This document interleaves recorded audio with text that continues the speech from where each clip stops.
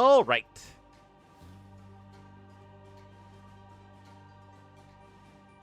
I assume that because this is a new round, none of the round 5 matches have been played yet. We can just keep it on the live patch.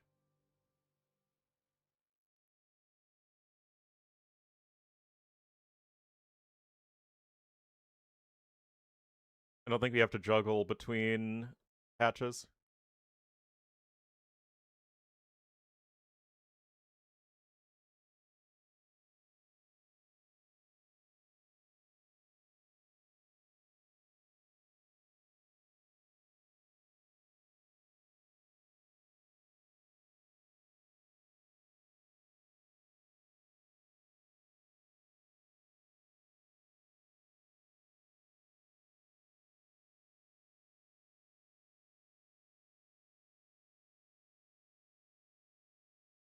Watch all of the Chompy civs get neither picked nor banned. Oh no, Tupi are still banned by ACCM. Interesting. Now we're gonna go back to our regularly scheduled civs, like banning Bulgarians? What? All the other bans make sense.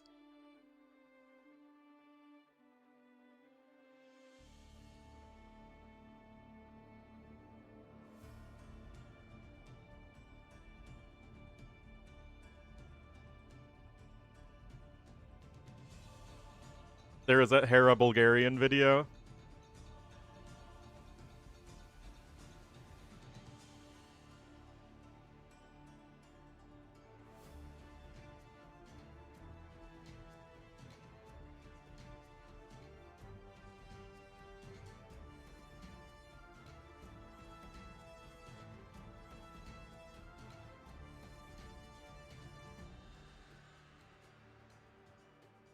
Some 2K noob? Oh my goodness. See, that annoys me. It's like, when it's like a Hera or a Viper, like, oh my goodness, crazy new strategy. And it's like them beating up on somebody who's significantly worse than them. It's like, come on, guys. What are you doing here?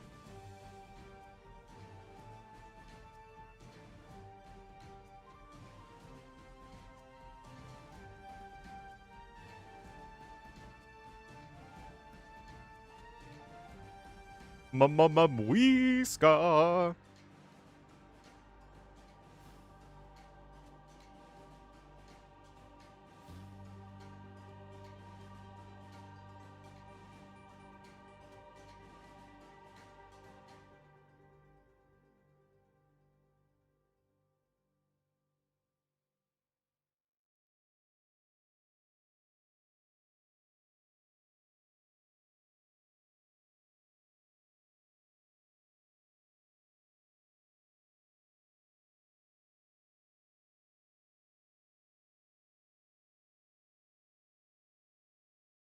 Noob compared to Hera? Okay, yeah.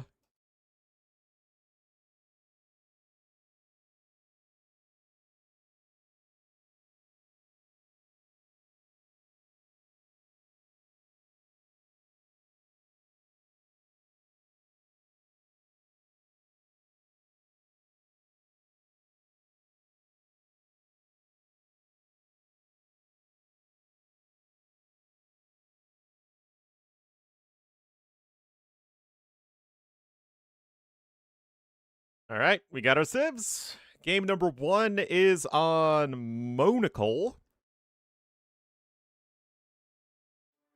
So it feels like Romans versus who?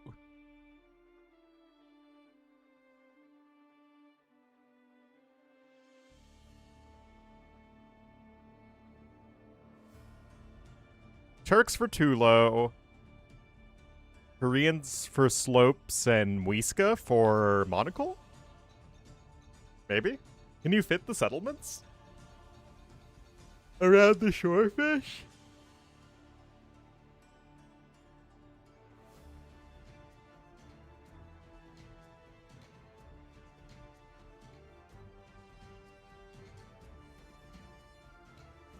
I do not know.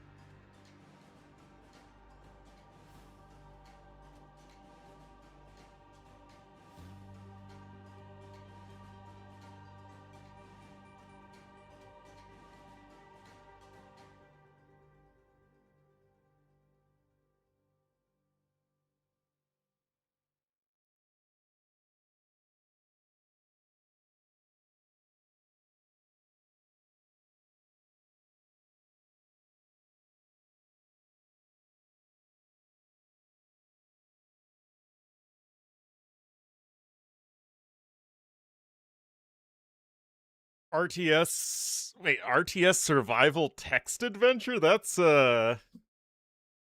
quite the combo.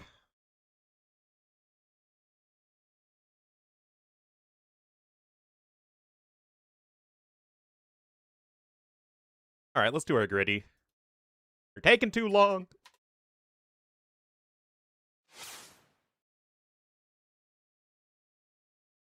Castle Age unique tech is cheap, has redemption. Non-unique unit has more melee armor.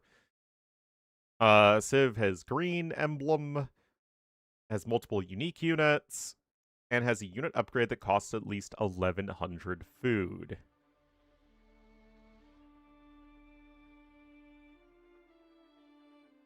So I feel it's pretty restrictive.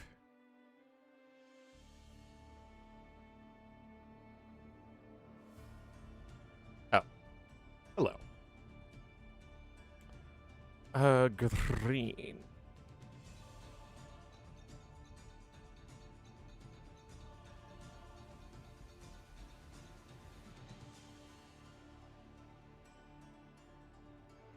Hmm.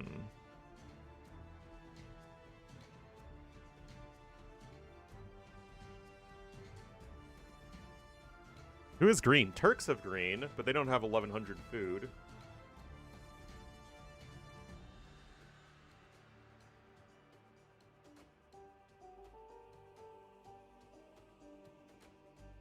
Petted and happy. I wish what I could be playing is Pokemon Pokopia, because that game looks super fun, but I don't have a Switch 2, and I'm saving... Chinese have green now. I'm trying to save money right now. Which doesn't help when my dad takes $1,200 out of my bank account so that he can pay for stuff in Hong Kong because he didn't have a card with his name on it because he didn't plan this out ahead of time. So that's my life.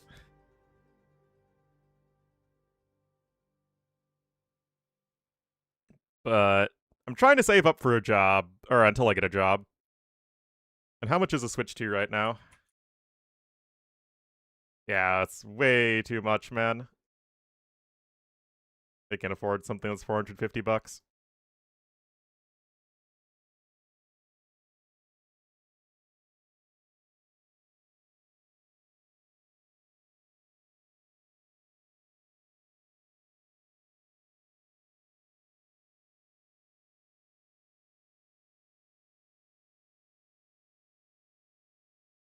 Any green That's what I'm thinking.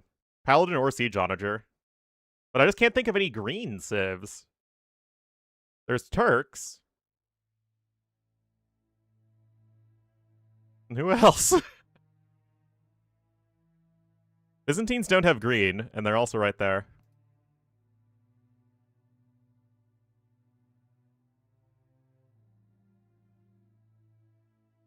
Oh, 2P have green. I think 2P work here.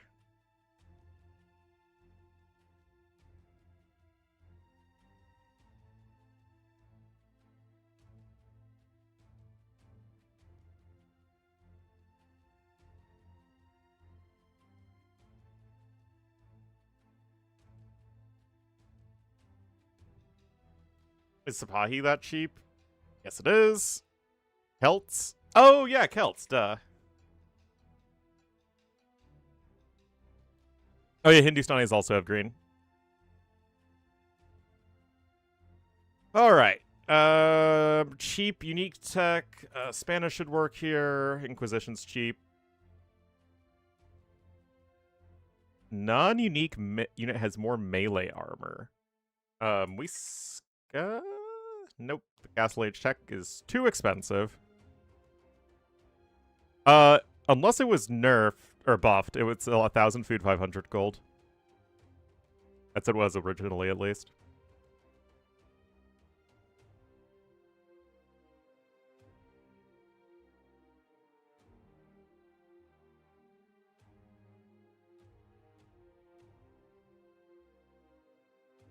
Hmm.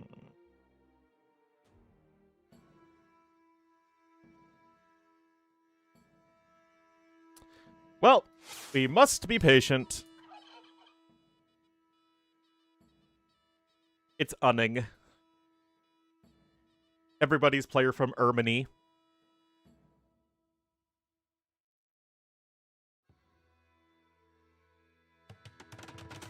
All right, ladies and gentlemen, welcome to another day of AoE fun! I have running in the purple as the Muisca. This is with the nerfed Chompies. Let's go and check this guy out. So I actually, I asked the devs why they didn't increase the line of sight for the Chompy warrior, because the movement speed is now slower. So it's like they're just objectively worse at scouting. But apparently, it's actually still very slightly better in terms of tiles per second at uncovering the map than Scout Cavalry are, and Camel Scouts. Well, I mean, it's like, what, 9% speed decrease? But yeah, and I thought that when they nerfed the Eagle Warrior line of sight, back from AOC, I thought everybody was the same. But apparently Eagle Warriors were just that good in AOC. That even post-nerf, Eagle Warriors and prior to the nerf Chompies, it's 1.1 versus 0.96 tiles per second. Or, new tiles shown per second. Best Warlaming unit? That's true. So yeah, now they have some janky bonus damage involved, but this is really just to deal with the early scout interactions. It doesn't actually matter, because they still get more damage when they are upgraded.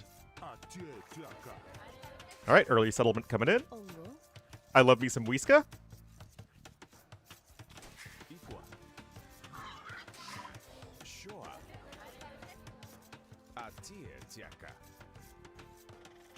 Most offensive maps in the— well, it's because Running is a man of culture.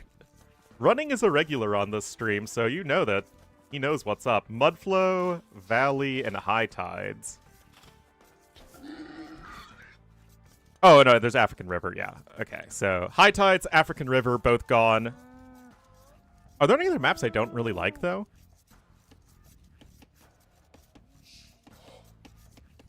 Those are the ones I don't like. Reverse Acropolis has seen, like, no play, surprisingly.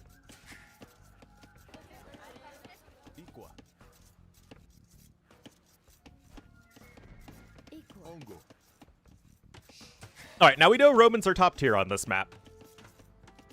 But the Chompies get extra melee armor as the Muisca, so maybe that'll help even the odds.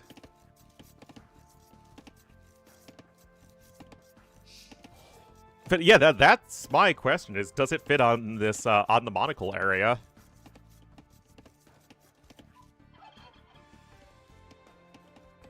For the grid?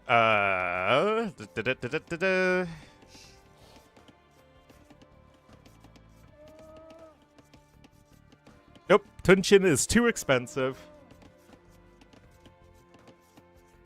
Or Tunchan. Sure. Alright, early barracks coming in. Yeah, I really don't know. Early barracks, though, I mean, I think what people don't realize is that, like, the South American civs are all still fundamentally aggressive.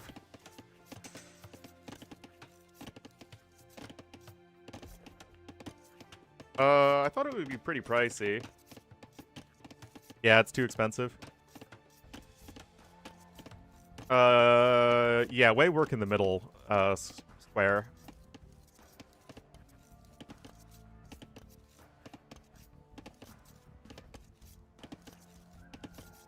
Yeah, we only need the... we only need this one.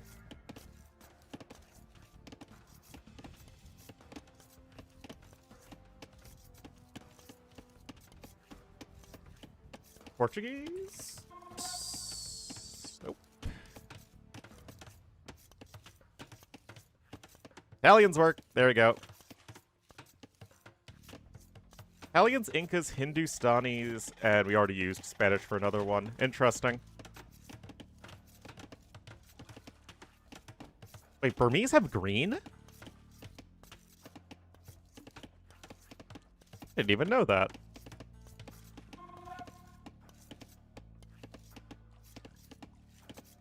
The more you learn. Shadow of the Bird, maybe.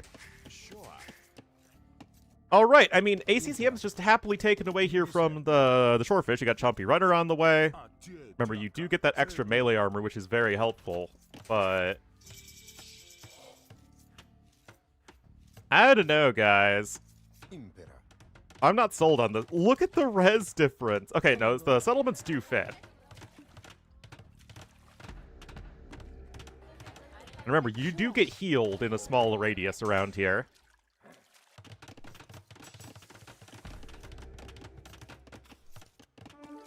Greenstone, interesting. Chompy Runner is in, but that's now pretty expensive. And remember, they already lose to Swordsman in a head-on fight. Blacksmith coming in too. More Chompies are on the way.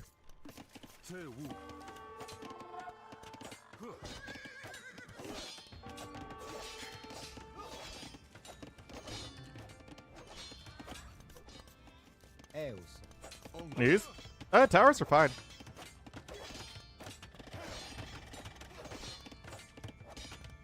Alright, Scale Mail's almost in. Not quite yet. Now it is. But the eco advantage is already so significant here for ACCM. Okay, there's +1 defense coming in here for our Muisca player.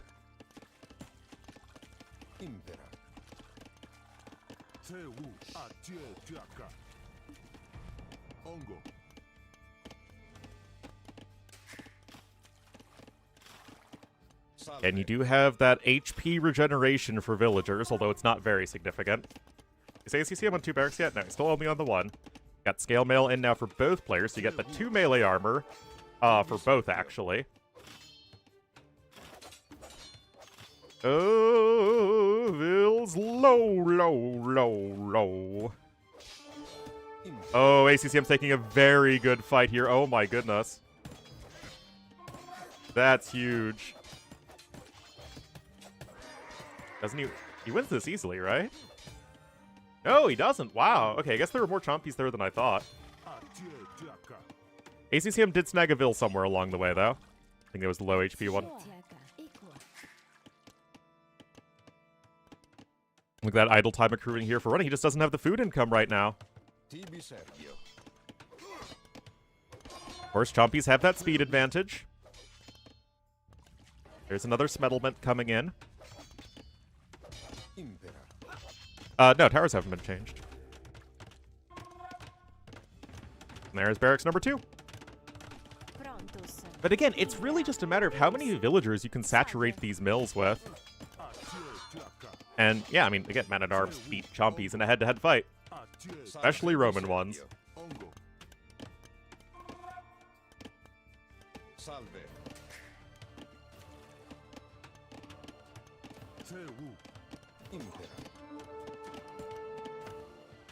Still no DBA in for purple as well. It is in for ACCM, and like, look at this eco difference, man.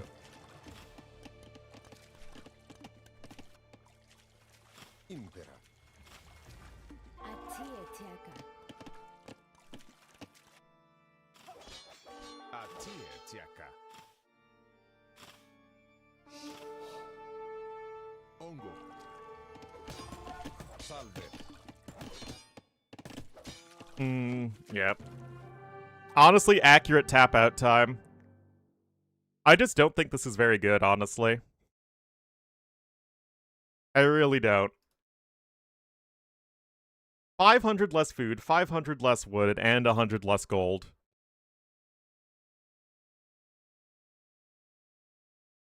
It's just not competitive. Not against Romans.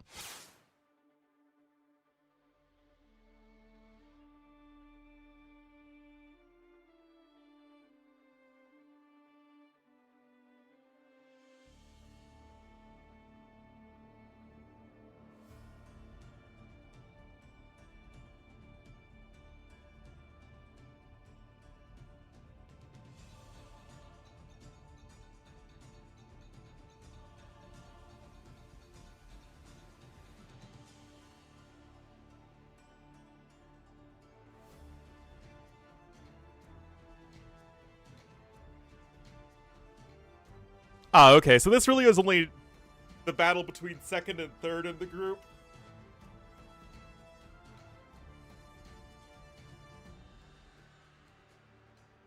Yeah, I just was not really impressed by that.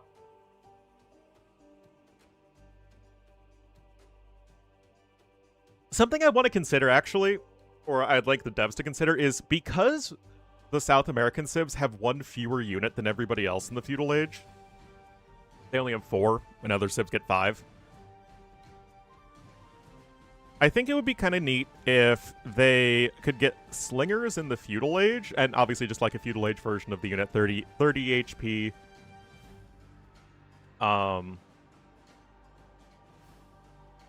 You know, 2 base attack.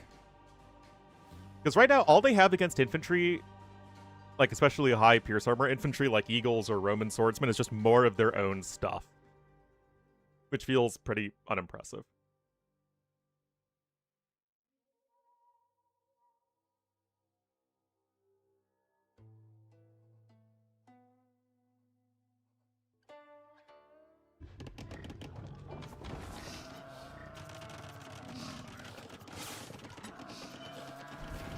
Look at those flags blowing in the breeze all fast like.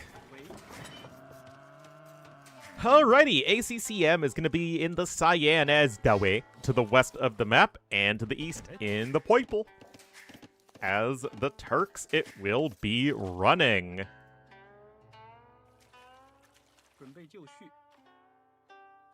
Alright, both with an early dock here.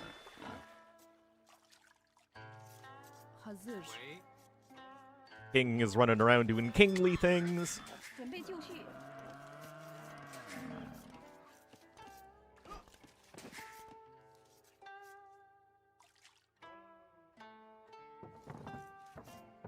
We are certainly still seen as a top-tier civ.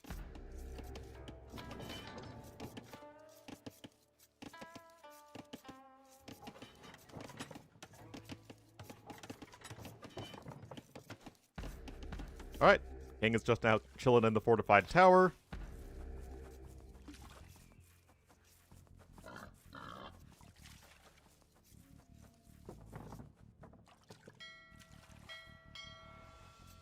But ACCM's up fast. Of course, Wei are a civ that benefit from this, considering they can just go for Bitaxe and Horse Collar and then get the early villagers. You can even get the fishing ship upgrade to get another villager.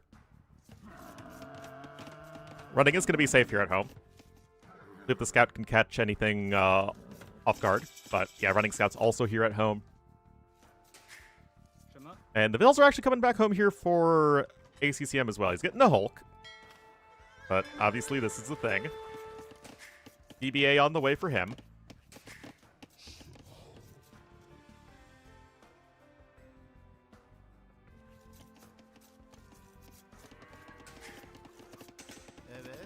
Evet. Of course, both players going to be chopping through to the outside. ACCM doing so with a lot of intentionality here. Already at that last tree, whereas running is not.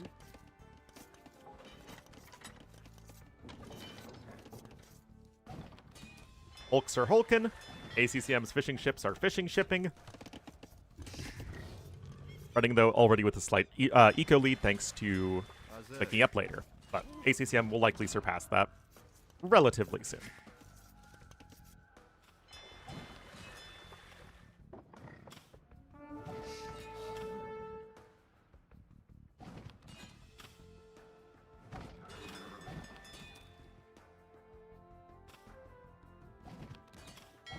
Oh, nice snipe there. Fishing ship going a little too far out on the map.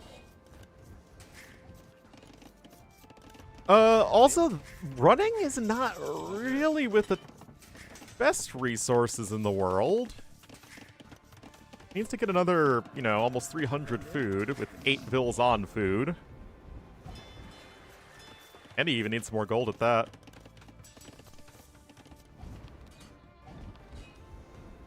And yeah, running's getting a Hulk. He's not going to be able to afford Castle Age. At least not immediately.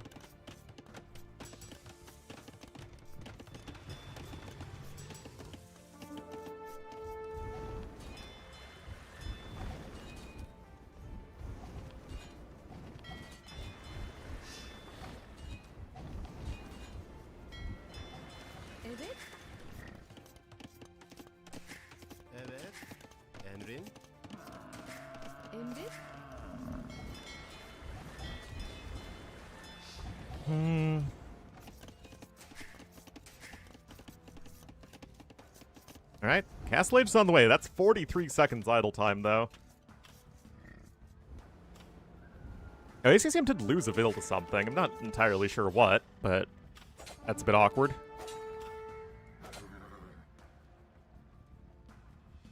Oh, is he getting hooked? Nope, no hookers yet.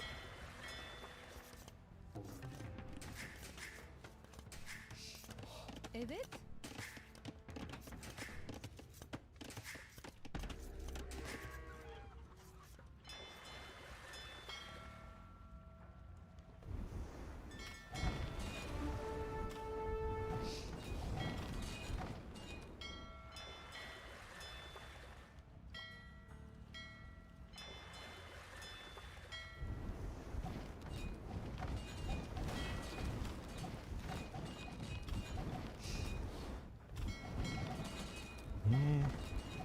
Not even too entirely sure how worthwhile this investment is, but they're making it.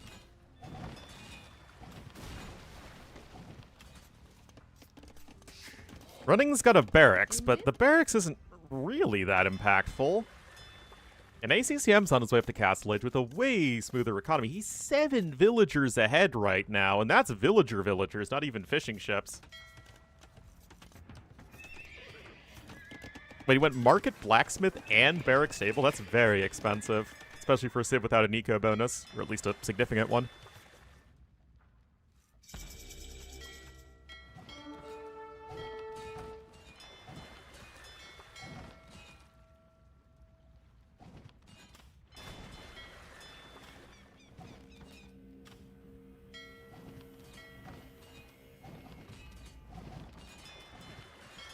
Gonna maybe try and go after the fishing ships there. Don't think that's really gonna do all that much.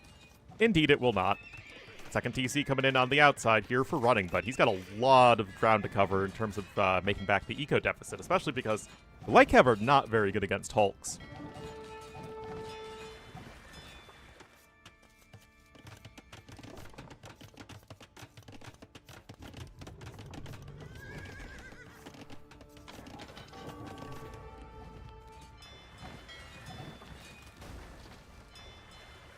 Another snipe there.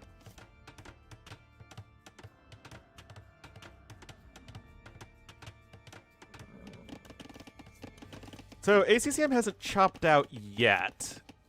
The Lycav are making their way all the way around town. And ACCM will get his fishing ships safe and secure.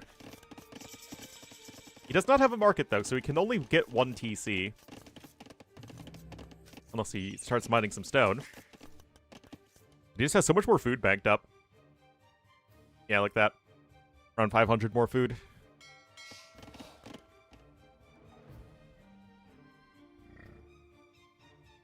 All sorts of eco upgrades coming in. 3rd TC now here for Running. Oh, wait, no, he does have a market. It's just all the way over here. My bad. We got John Bay on its way.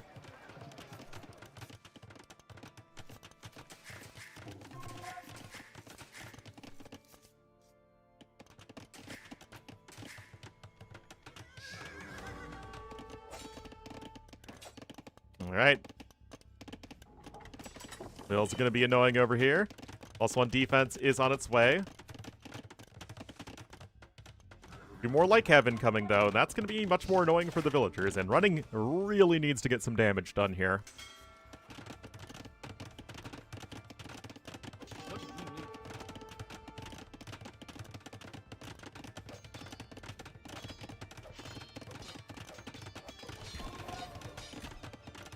Well, this is definitely damage.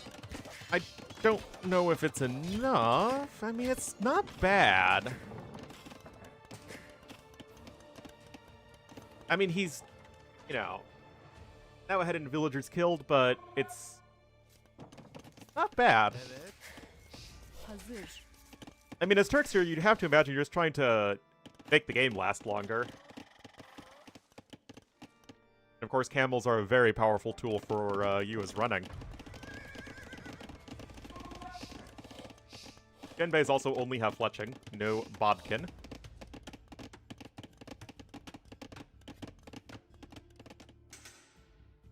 These maps never touch ladder. It's actually a pretty fun one. I enjoy it. I think it's a little too focused on the water here. I wish you weren't able to dock, but, you know, whatever.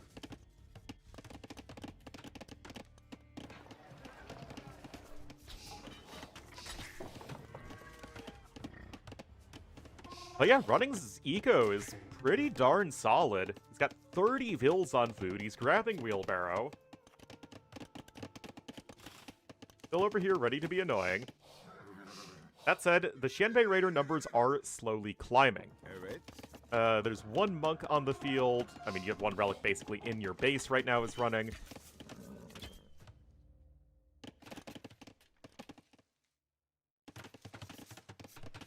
Against wood lines. These woods essentially have double the wood per wood. They have 200 wood on each tree. They have a thing against wood lines because they want games to go aggressive. They don't want players sitting back and being passive. Doesn't make for exciting games. Anyway, free the Xianbei! Or something. Like Kev coming back home. The issue is that ACCM's eco is still very, very good. Gonna have force of deletion right there. I mean, that's good for running. Husbandry coming in here as well.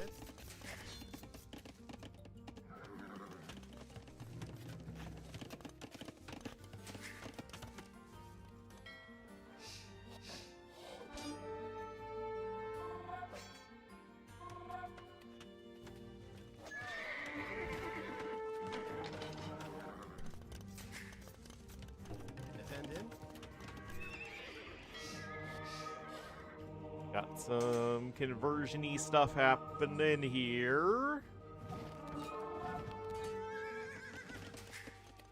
Still, ACCM's own food count has rocketed up as with all these farms coming in. Got supplies? Yep. And that was also something Nilly really pushed for, and Nilly was like the liaison for Red Bull, so it made a lot of sense there.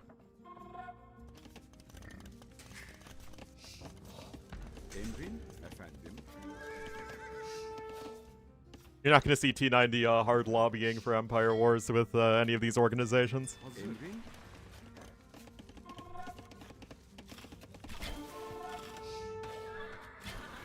Still no camels, interestingly.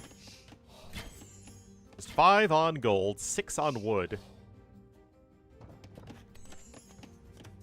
But it's just really hard to match this eco lead for ACCM.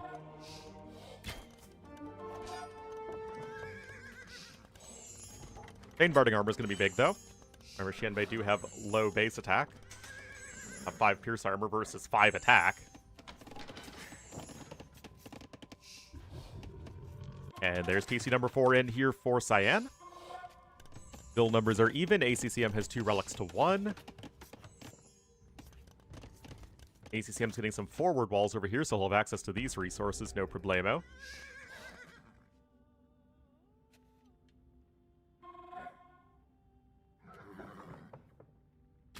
Well, let's see. Not willing to take that fight. I don't know why not, honestly. I think you win this easily. ACCM doesn't even have bloodlines or husbandry. Like, I think running to... Yeah, just take the fight, man. Now, husbandry is coming in.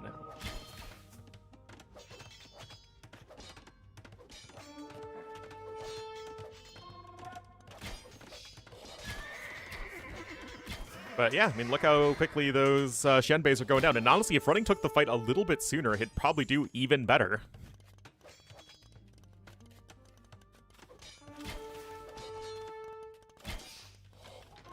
Got some scorpions on the way.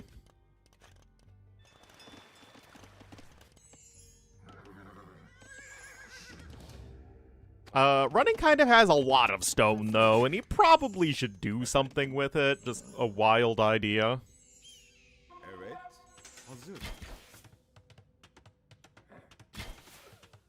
Nice snag there. More eco upgrades here for ACCM.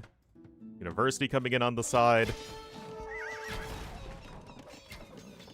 Yeah, man, I don't know what it is with all these great players and just not wanting to spend any of the stone they collect. ACCM's got a castle coming in.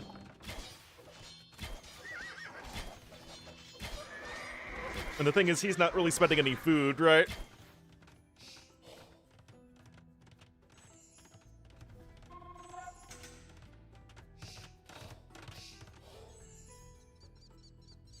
Leary doesn't mind any stone at all. He doesn't mind too much stone.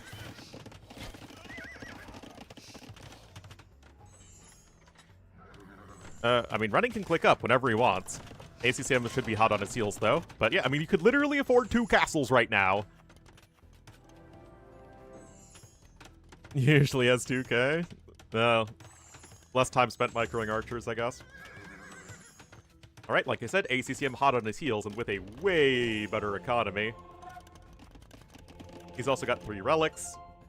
Last one's up there to the north, and there we are! Double castle! Oh boy. Here we are. Gonna snag a couple vills. Yeah.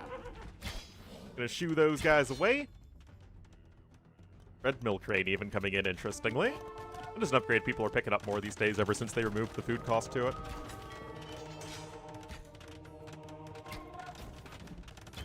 And the Tigray Cav. That is an unimpressive demo.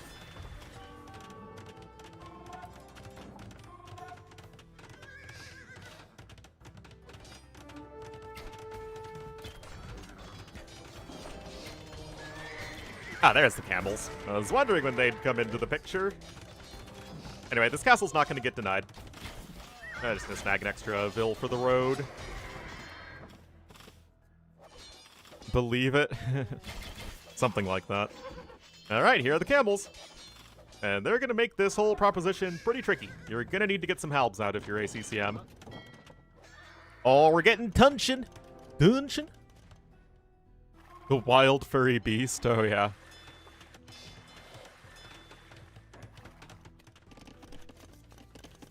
Man, it's just going to be tough to overcome this eco deficit. Running also never grabbing handcart or even heavy plow is a huge issue as well.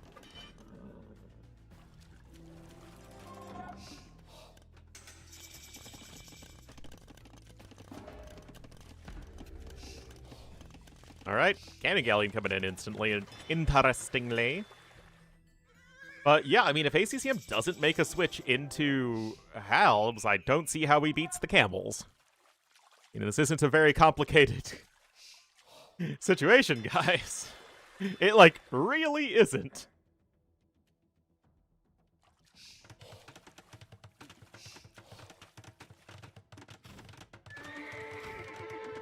Right, there's handcart coming in at least. Another castle here to the south. Cannon Galleon's so weak now to archers. I don't know why the naval rework had to, like, make the pierce armor so minuscule against, like, ranged units. Alright, heavy camel's gonna be here, and I'm not to beat a dead horse, but the Xianbeis don't scale as well into Imperial Age, and, you know, they die to camels, especially in decent numbers.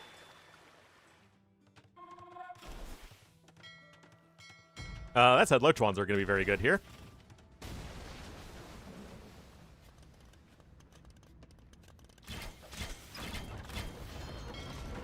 I mean, running's being pretty hesitant to take the fight here, but like I don't see why you don't just obliterate everything with heavy camels and some hussars, which help absorb the arrow fire. The Lochuans all get surrounded and killed. I don't know, guys. This feels pretty darn straightforward to me.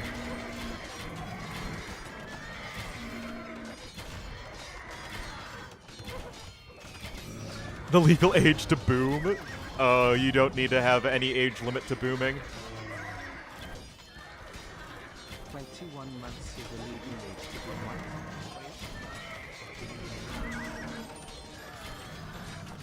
I mean, ACCM still has the score lead because his eco is so good, but...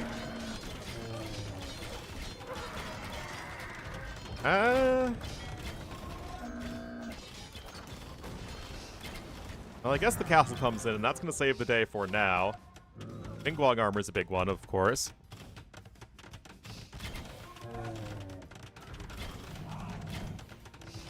ACC, I'm trying to keep the dock alive here. Nicely done there.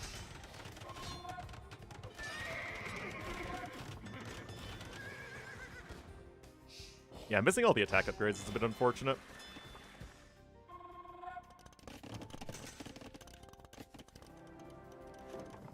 Alright, now the CA switch is coming in behind this. 49 Turkvilles on gold. That is a lot of that bling bling.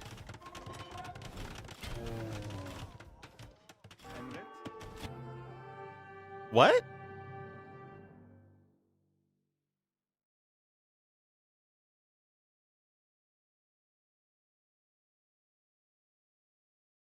I mean, the games don't really matter for running, so I get it. But yeah, if he just had a bit better macro, I feel like it could have been a much better game for him. Whatever, man. Well, but remember, he's eliminated already.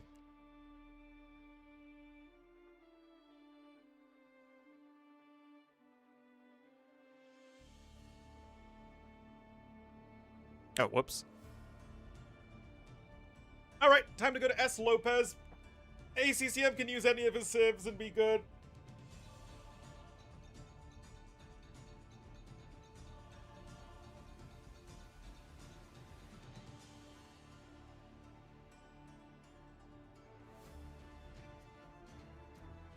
The Chinese civs got... Well, the Heiguan Cav are all renamed, but the Xianbeis are only for the Wei. Both Shu and Wu have regular Cav archers. People down with him? Uh-huh. Well, I mean, the thing is, ACCM's already guaranteed to advance. It's really just the top 3 that are open, I think. If Lewis sweeps Sebastian, I think, yeah, he gets first.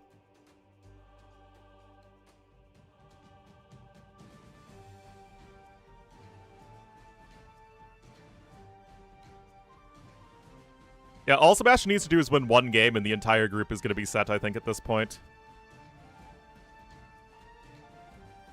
Oh, no, ACCM needs to win this last game. Then Sebastian just needs to win one game, and the whole group is set.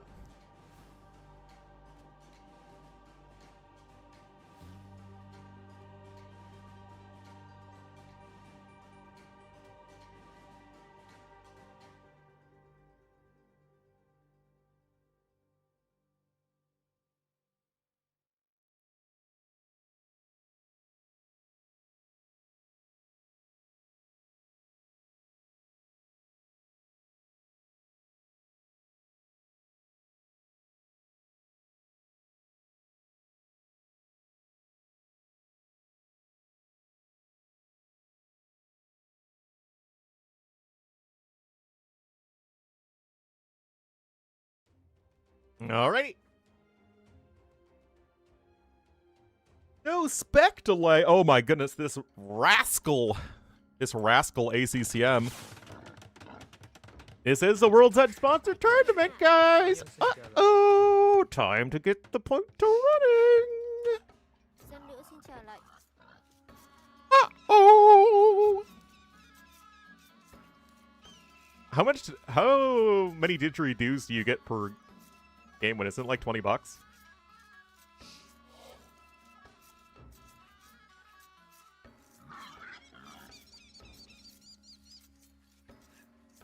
$30. Would it be funny if running got 30 bucks just because ACCM forgot to set a spec delay? 3-year ban. Guys, I think it's time to get rid of some more points for Mr. Yo. I think that seems fair. I don't think we can argue against it.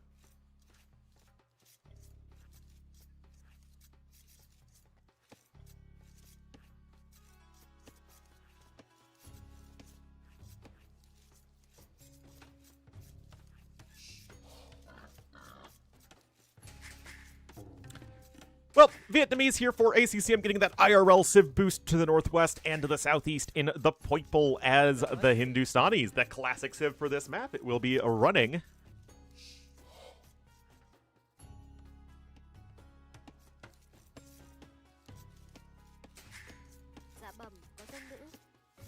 But this is still going to be a relatively Arabia-esque, one might even call it an Arabesque map.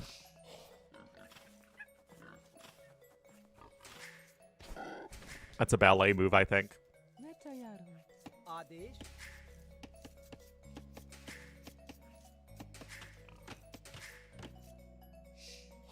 But still, nothing too crazy so far. No... Oh, actually, ACCM does have 4 on wood. This could be indicative of a very early rush, and that's 5 on wood for running. Arabiata?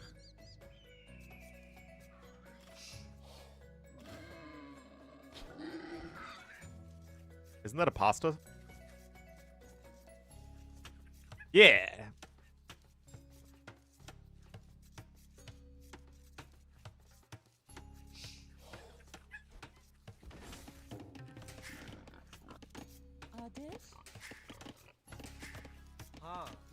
It's for music. Ah.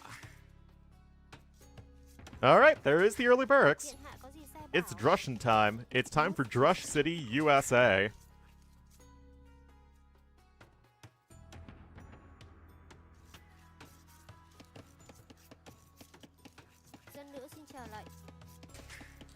Everybody's Drushan.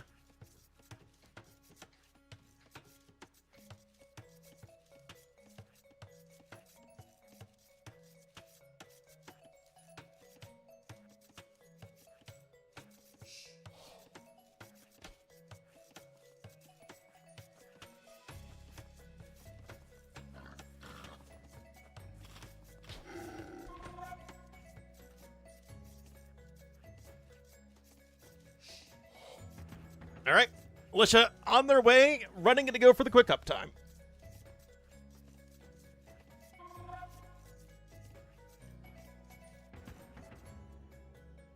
What's up? Smiles betray, not much. Apparently just treading water in my life.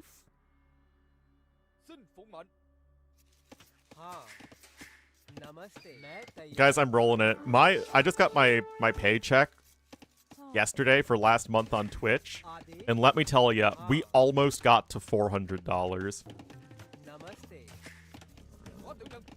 I'm basically Scrooge McDuck at this point.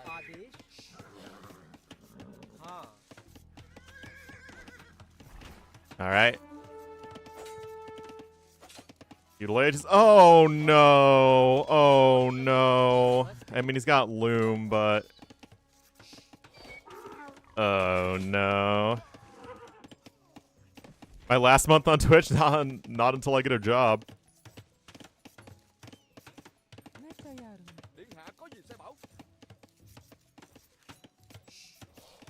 Let me tell you, it's a good thing the YouTube channel's doing all right, but I'm worried that as soon as the last chieftain stuff dies down, I'm not going to have much on YouTube, and I'm not going to have much on Twitch, but this is why we're trying to save, right? Gotta be able to pay my monthly expenses.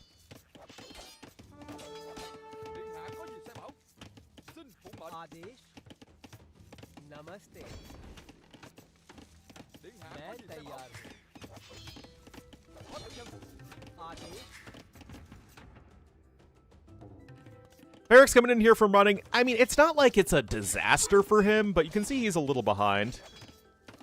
AoE player tier list? Oh, jeez. Now, the tier list stuff actually hasn't been doing all that well recently either. But then again, I don't really know what AoE content actually is doing all that well. That isn't just, like, Hera collaborating with other people. With patrol stacks. Oh my god.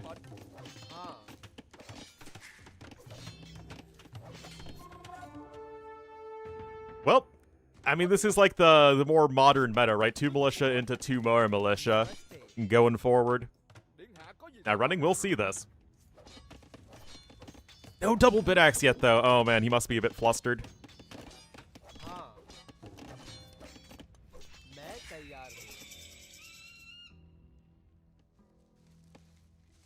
Water unit tier list. Again, I think you're vastly overestimating how well the tier list content does.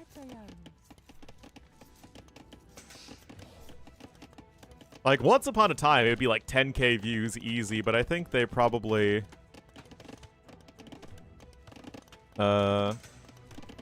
got overdone by all the content creators, including myself.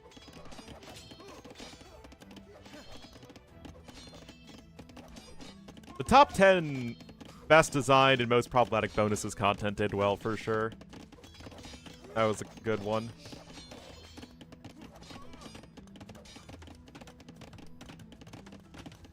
Yeah, I did a KUTD tier list and only got 4,400 views, which is not great for something like that.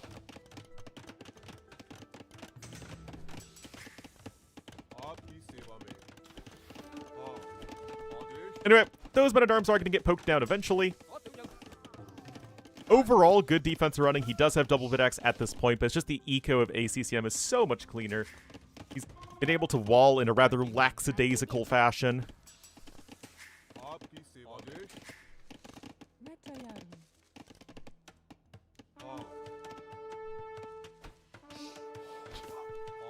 Orange cats? What?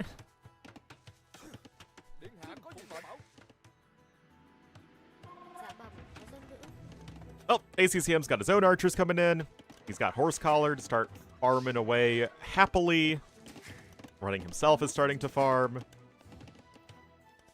And on top of all that, ACCM has a much more area that he's going to be able to wall because he's been on the aggressive.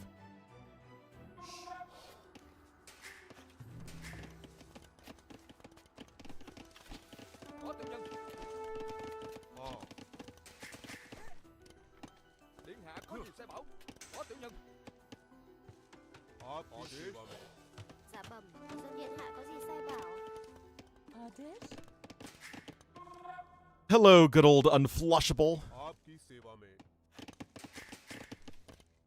Well, I think he's gonna try and make something happen here.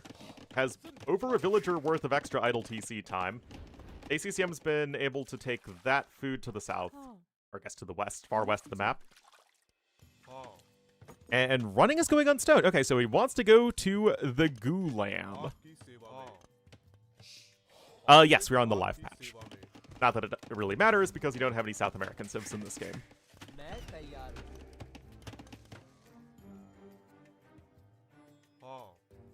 Polar of Doom. Well, considering Folder is the only active mod, it's not going to be much of a tier list.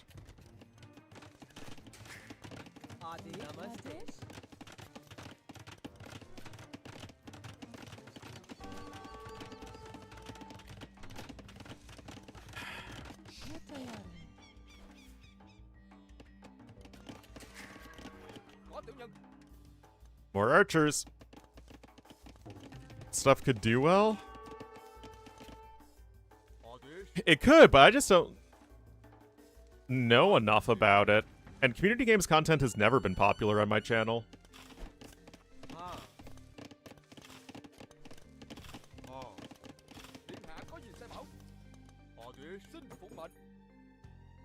No, like, it is very casual, and I think, like, if T90 did it, it would be, like, super popular. If Spirit of the Law did it, it would be super popular. But it's just, like, every time I try and do something more community-oriented, it's, never really goes well, but... Well, there's a reason I am not T90 or Spirit of the Law. Never really been able to master what is the beat on the most popular content.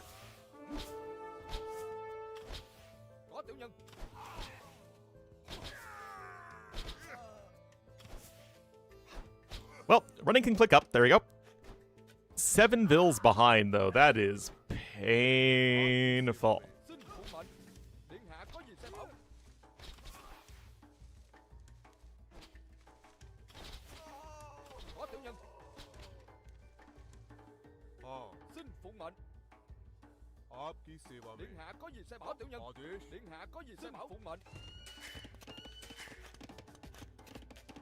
All right, Castle Age is on the way.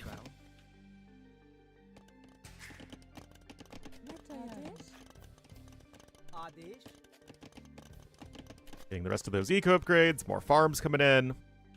Now, if you look at ACCM's line of sight, you can see that he knows all about the stone being gathered. So he has a very simple switch over into not Fire Lancers. No way Fire Lancers are good against Gulams. Gulams get bonus damage against them. Right? No way. Oh, the rabbits! The bunners! Oh, it's the answer to life, the universe, and everything. Thanks, Renru. Happy 42 months. Don't know why he's making a skirmisher. That's definitely not going to do anything.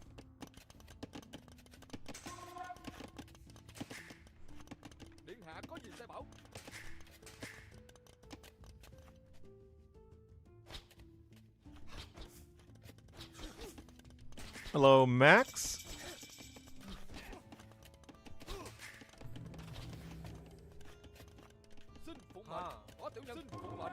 Famous battles with the scenario editor. Oh yeah, I mean that's certainly good use of the in-game functionality. And then Romful is family support on your tax declaration. Oh my goodness. XTC is coming in. This is family support on my tax declaration 11. I mean, I can usually scrounge together some good YouTube content. Usually. I just don't know what to do about Twitch. Maybe things will change after TTL's done. I really don't know. Time to send? I'll consider it.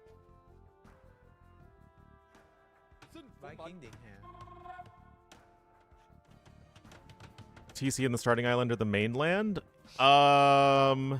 It depends. If you're playing a 1v1, I think you build your TC on your starting island, because you just need to get up to feudal age as fast as possible, because sniping your opponent's fish is usually the win condition. If you're playing like a big team game, you can just go migrate to the mainland, because that's where you have time to fast castle and stuff like that. And lots of resubs today. Thank you, everybody. Thank you, thank you. Well, I mean, right now, ACCM's just going to be cruising on 3 TCs. Again, I don't think the Gulams should lose to Fire Lancers. I don't think. I should get that pass-through damage, get the extra movement speed, get the bonus damage. Probably later? Yeah, just go right to the mainland.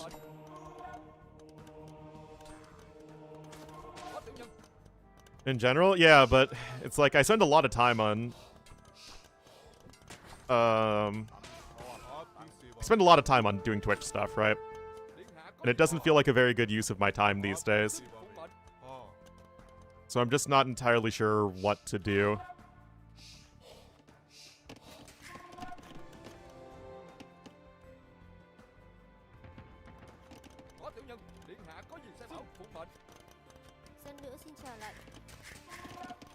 Yeah, no, I don't necessarily think it's a me problem. The difference is, though, that, T90 having a down month or down few months is still making a comfortable living. Whereas that's not true for anyone else.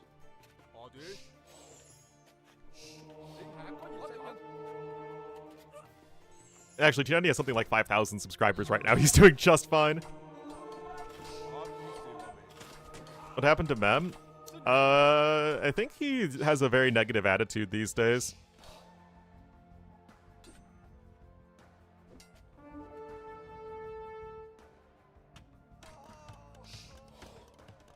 For most of us? Well, yeah, but that shouldn't matter that much.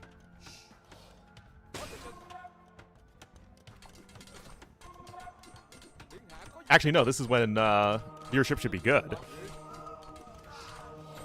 Well, that's called attacking uphill. I don't necessarily agree with that.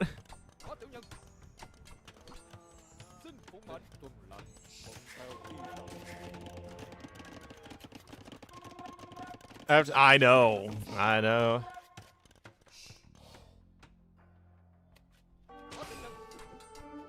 Dave, yeah, I mean, there is a time when Dave would easily clear 1,500 viewers constantly. He's at 532 right now. Granted, this series in particular is very low interest because it's super one-sided.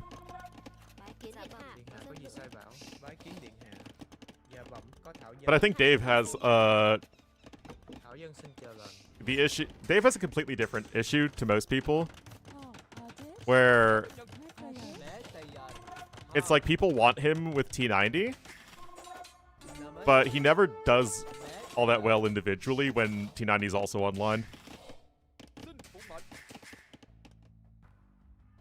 That said, Dave also makes the round with all the LAN events, so I'm sure that'll help. Or that helps.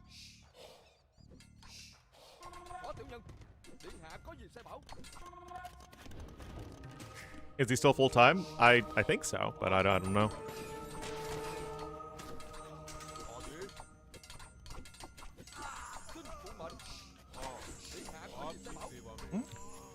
Well, better fight there for running, but it's look at the eco difference.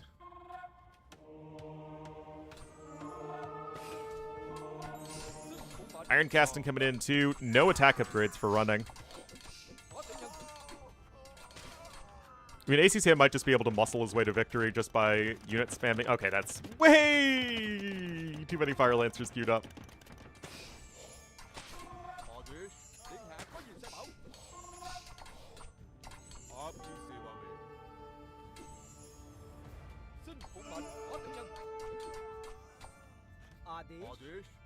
But yeah, T West and Daniela were also growing a fair bit for a while. Now it feels like they're kind of plateauing.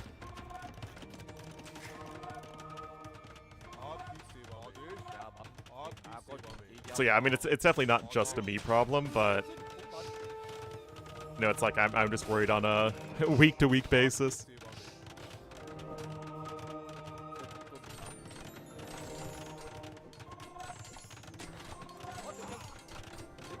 I mean, like, it's always going to be different for people. Like, people are at different points in their lives. They're going to spend some time, more time watching Twitch, sometimes less time other times.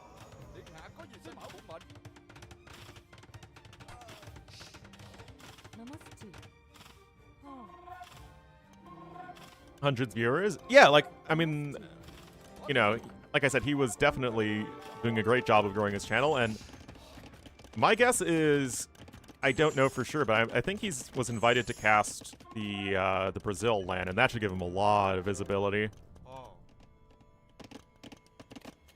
The woodwork, indeed. Well, it's not like this game has anything terribly interesting happening in it. It should hopefully just be an imp GG. Then for TTL, like I said, Dave has a very sort of unique problem. Yeah, there's a Brazil LAN. It's after Red Bull.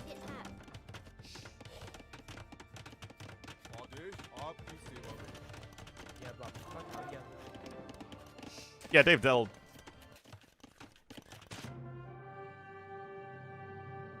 Well, that was about as expected. Who's hosting? Onimaru. But yeah, I imagine it's gonna be all the same people. Or like, it's gonna be everybody who is at Red Bull is then gonna go to, like, all the casters and stuff are gonna then go to Brazil.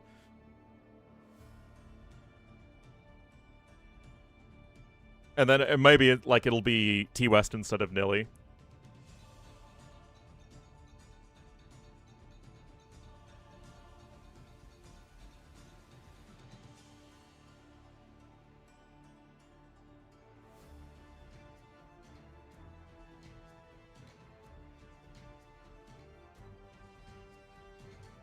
Maybe he'll get invited? Yeah. I have no idea what's going on with Tato.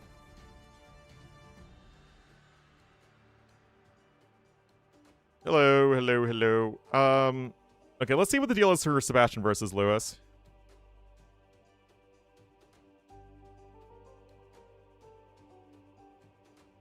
Why quitting? No, I'm very loud about trying to step away from AoE 2.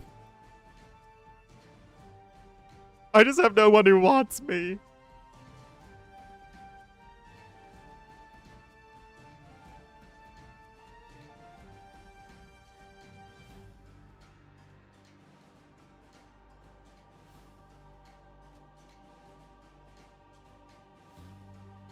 Oh boy. Sebastian versus Lewis will be cast next, and it was played before the Chompy nerf. I can stop anytime I want. I really can't.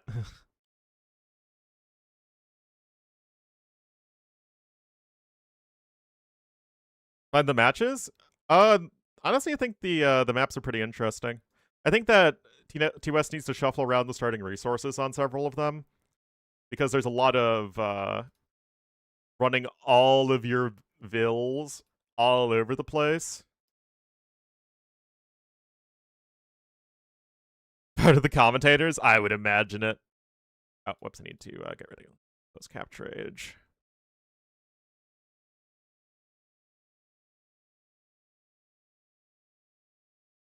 Nah, the days of me being invited to cast a LAN event are long gone.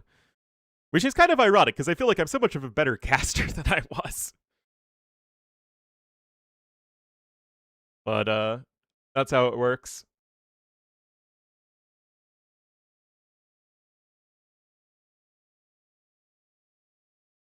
Alright.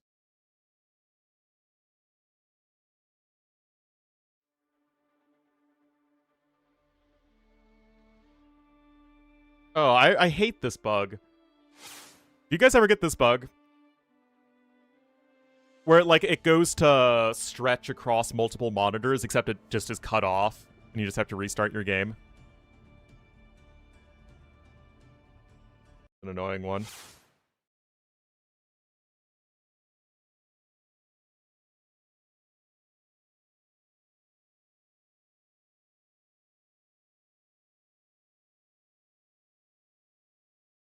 Multiple monitors? I mean, I don't even know how you people stream with only one monitor. That's rough.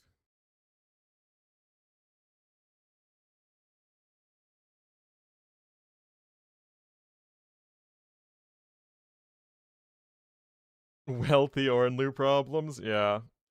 That's me. Rolling in the money.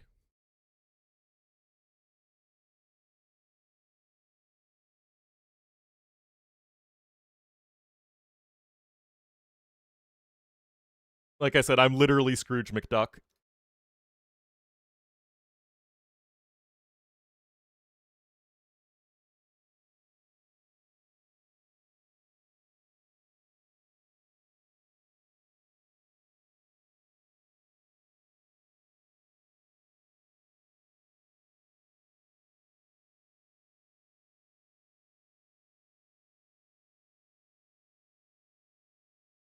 More monitors than me? Yeah, because Fodler has a job.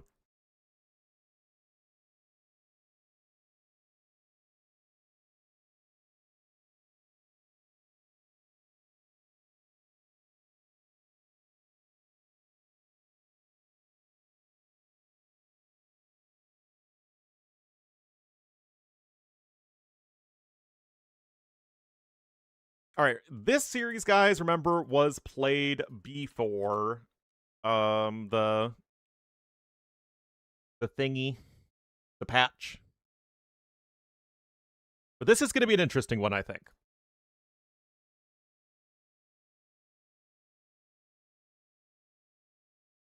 Oh, I think Algudash is Sebastian and Bayezid is Lewis, but let us double check. Sebastian's on the left, Lewis is on the right. That is correctus.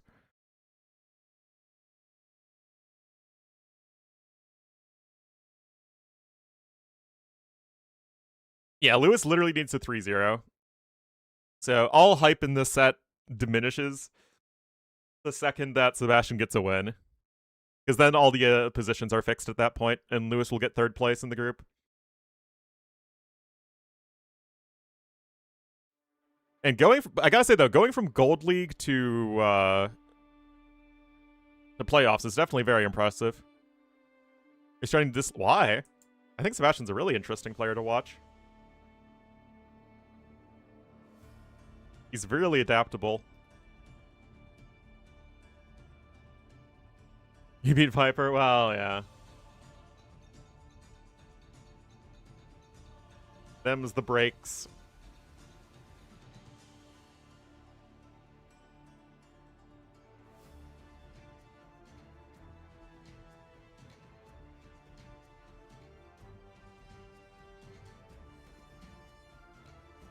Oh, here's a YouTube question that I don't understand. Why was my random update video more popular and had significantly more engagement than my actual campaign review video? Okay. I don't think this has any... No, it was longer! It makes no sense! Like, it's just an update video. 5,000 views, 111 comments, versus 3,400 views, 48 comments.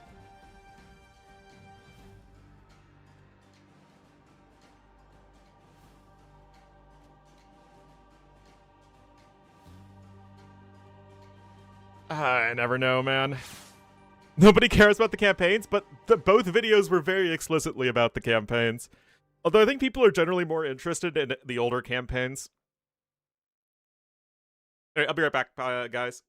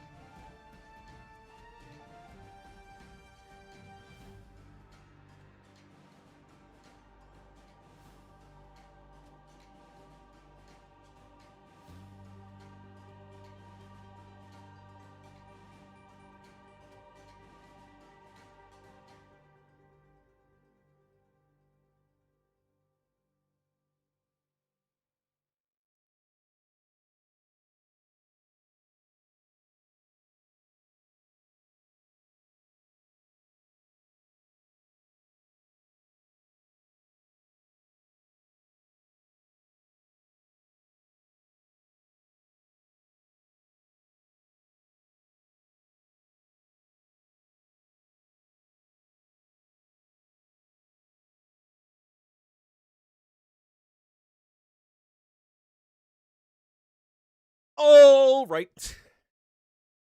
All right. Games will be shared in 4 minutes.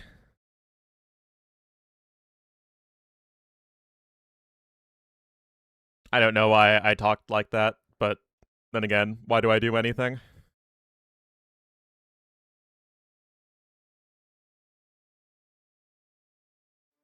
Why do I even bother? Ow!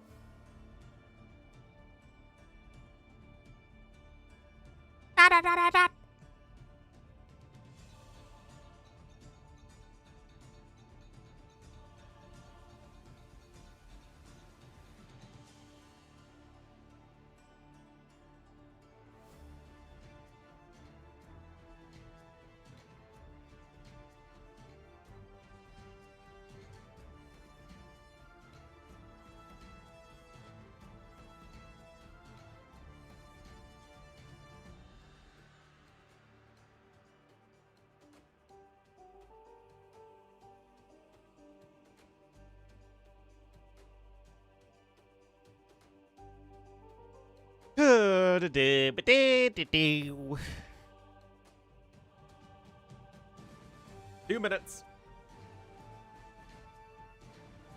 Put update in every video? I mean, the update videos do very well because I get them out so fast.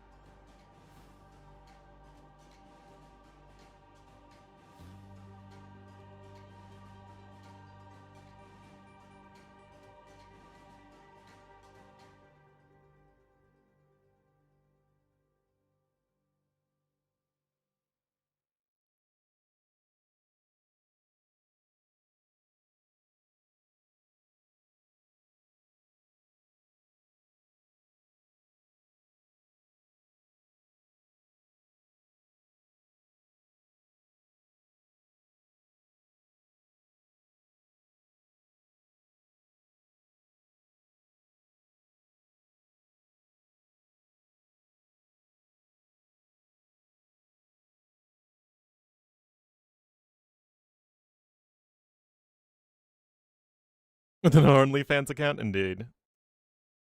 I am the fastest upload. I mean, that's what gets the clicks, right?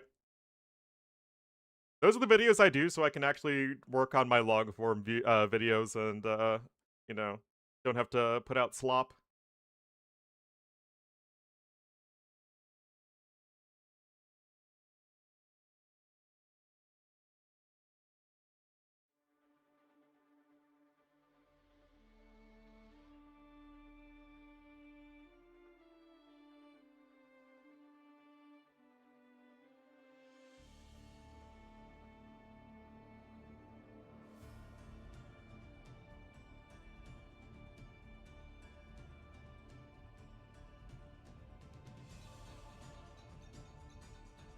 All right, it's 20 after. Give me the games. Give me the games. Give me the games.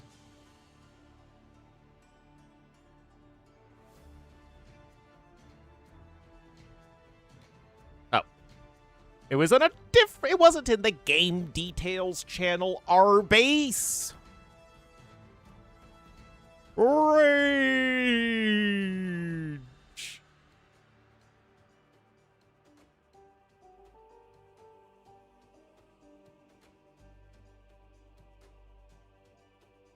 Old campaign reviews. Yeah.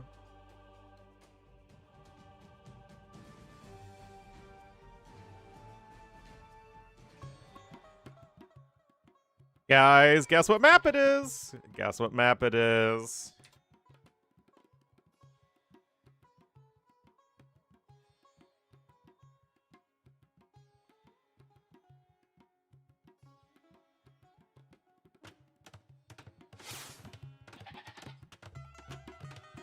Oh, yeah. Here we are, guys. this is a very important series as Sebastian, if he wins but a single game, will take first place in the group. Lewis will then get third place in the group. And ACCM would then be locked into second place.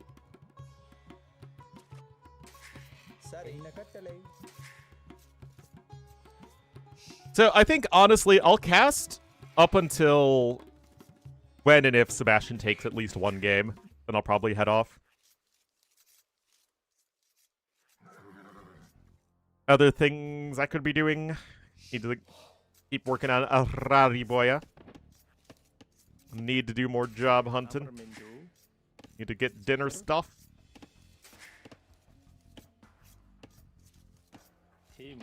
Alright. Holy early barracks, Batman. Okay. The classic 7-pop barracks. That's a new one.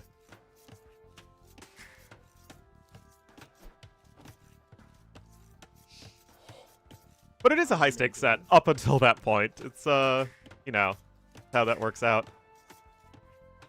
For the views, yes, exactly. The best content of all.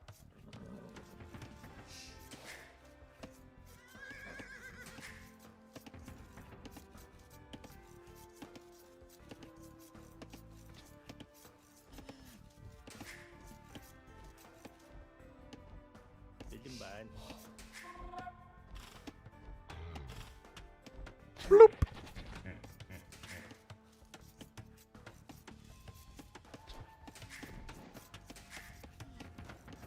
Alright, here we go. Fashion, just a little bit of idle TC time, but this is like the fastest drush in the West right here.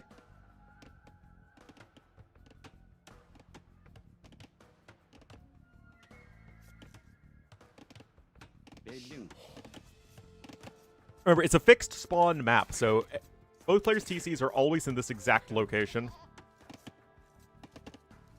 Up, making sure everyone's together.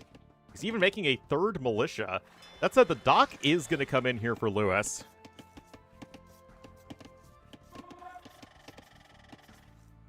I say a lot of stuff like that, not a platypus. Alright, here we go. Gets the kill. But the scout takes a lot of HP damage. Now the quick wall should come in, I think. Maybe. No? Boom is almost in. It does make your villagers harder to kill.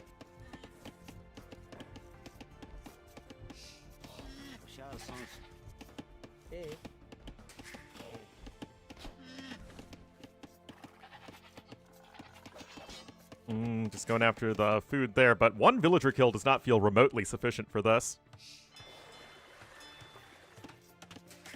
As our blue player is going to have the Fisky Mothers.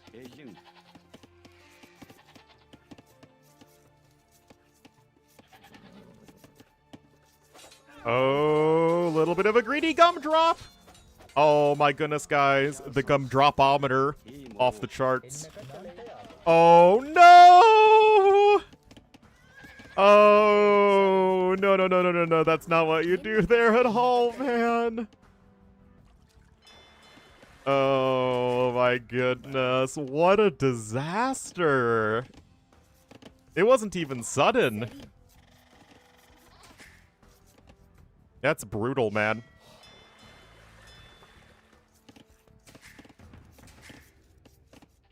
Now, Sebastian's still way ahead in terms of overall resources collected, but remember, he's also spent 180 food and 60 gold. So you have to subtract 240 from that. And Lewis's eco will be getting better over time.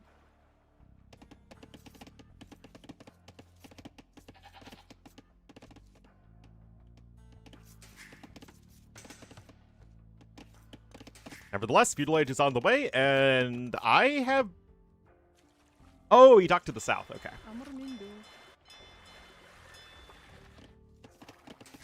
I don't know what the follow-up is here. I would assume archers? But it feels like just letting your opponent get a free fish boom is not very good. T-West let me do that in the game, one of the games we played yesterday. It did not work out very well for him.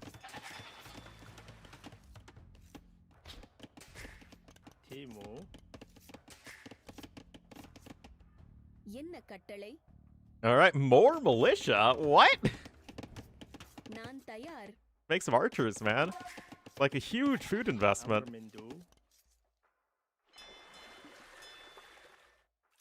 And obviously the deep fish fish boom is going to be a lot better than the shorefish fish boom.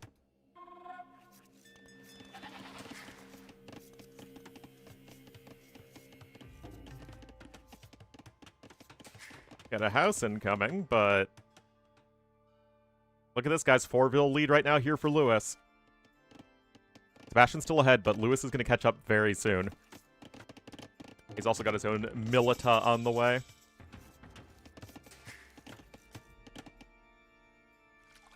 Alright, is at least getting a double bit axe. Going over to the gold is Lewis.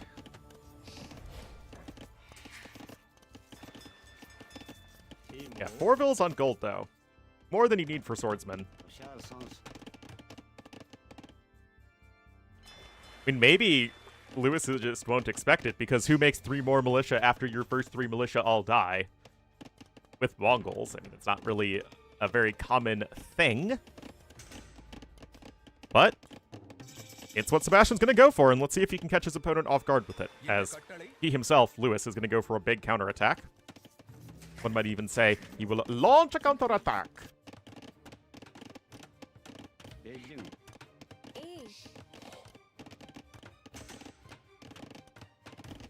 Oh, that was close. Well,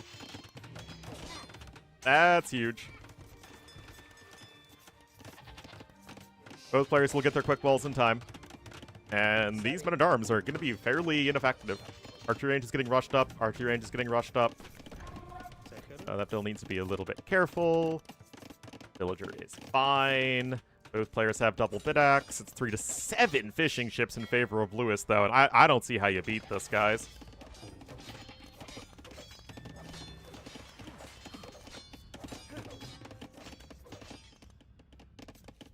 And, like, that's the thing with men-at-arms. It's like, if your opponent has the super fast reaction time and gets the quick wall down, which both of these players did, it's like the men-at-arms don't really do a whole lot.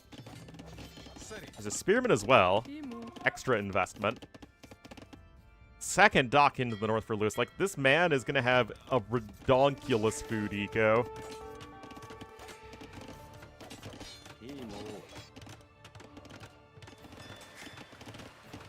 Already a 6 population lead. There is a dock to the north. Now, there are no warships on the field, and because Lewis has a scout with his men-at-arms, he isn't really checking to see if Sebastian is docking, which could be a mistake. I mean, it's not necessarily, like, objectively bad, but it's something that you probably want to keep tabs on. And it's probably a little bit more important than having the scout here, I think. But if you get the extra villager kills, then, you know, then that's looking a lot better for you, so who's to say?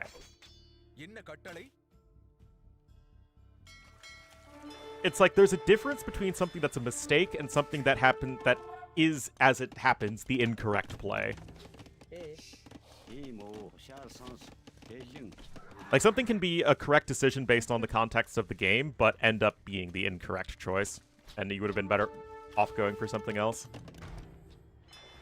Because obviously there are multiple ways to win a game, and you don't have the full game state in front of you. Kill a fishing ship now? Yes. Does what, 70 damage? 50 ships have 50 HP. Anyway, now Lewis has the resources lead. He's also lost less, so he just has a nice big advantage in the game right now. These Hulks gotta get work done. They gotta go to work, work, work, work, work.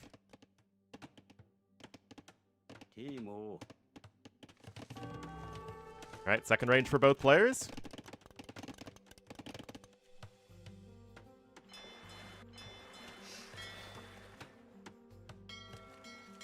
Alright, it's Hulkin time. Men-at-arms are right here. They go right after the Vil, I think. Or not. This is absolutely necessary. The issue is that I feel like it's already too late, because Lewis is on his way up to Castle Age. He loses all of those fishing ships. It's not good, don't get me wrong. But he's going to be full-walled, and he's going to be in the Castle Age, and all he needs to do then is just make crossbowmen and just straight up kill his opponent, right?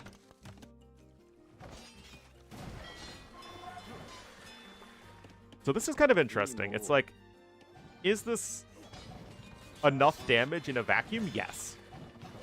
But in the context of the game, is it enough damage? And I think the answer is no. Because no amount of damage is enough at the moment.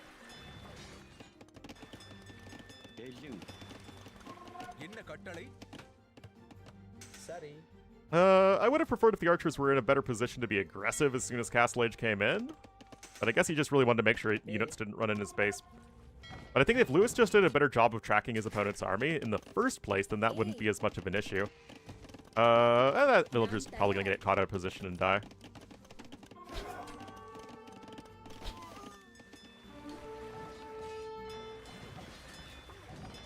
Got 3 Hulks here to 4.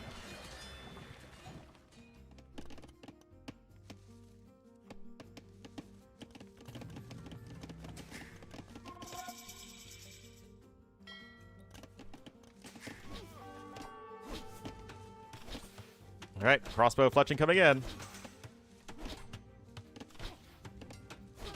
Anteford Bodkin. And the archers are all kept at home, but you're so far away from Castle Age. What? Lewis has 12 archers. Okay, yeah, there's Bodkin too. Unless you count differently in your place of origin unflushable, which, I mean, maybe you do, and, you know, that's on me for being culturally insensitive.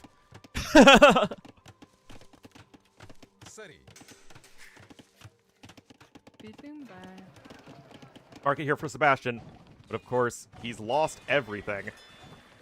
Lewis still has 7 fishing ships working. Medium warships coming in as well. Like I said, the one positive for Mr. Seabass this game, that he was able to keep the crossbowmen at home in early Castle Age. But, I mean, he still has such a long ways to go. Huge house wall here for both players, actually. Something we see a lot more these days. It used to just be like the Brazilians who did it. Anyway, now with Castle Age, a medium warship in. Gonna get that damage done.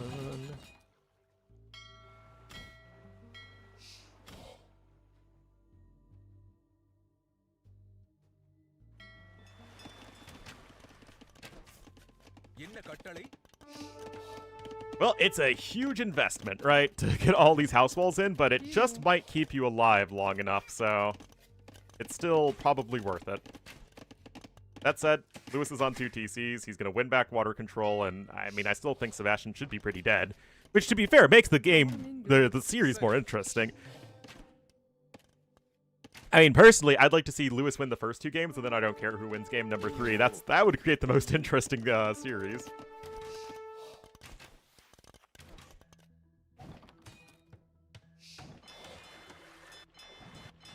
Is he fine? I don't really see how he's fine. He's on 1 TC to 2. Random bill dies there. He's behind in eco, and he's going to keep falling further behind in eco because he doesn't have any fish. Well, he's got 3 fishing ships, but they're all on shorefish and not being very effective. University now coming in, but ballistics is still going to be in first here for Lewis. Siege Workshop, I mean, you got to make something happen.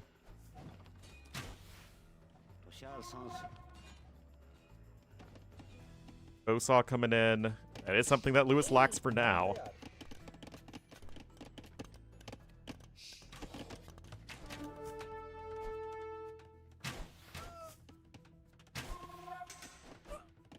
Good micro. Can't go looking for a job? Yeah.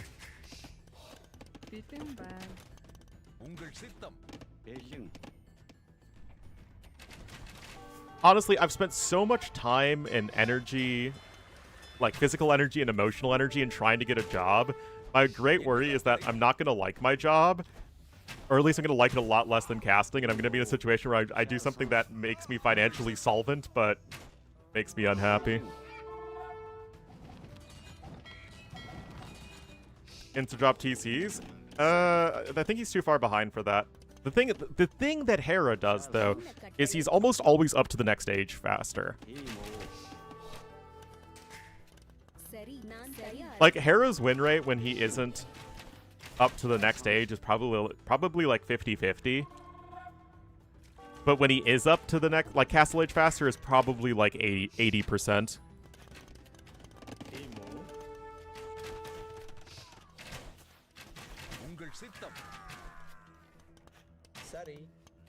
But Harris does a great job with his playing from ahead. Making it miserable? Aw. I guess that's just the human condition.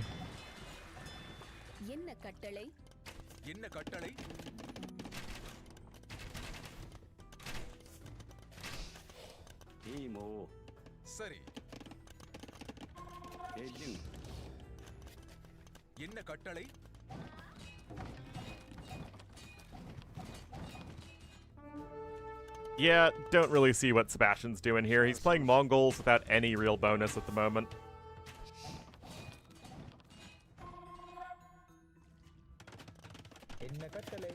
Defensive Siege Workshop's being rushed up. I mean, it's on the high ground, so that's all nifty and whatnot.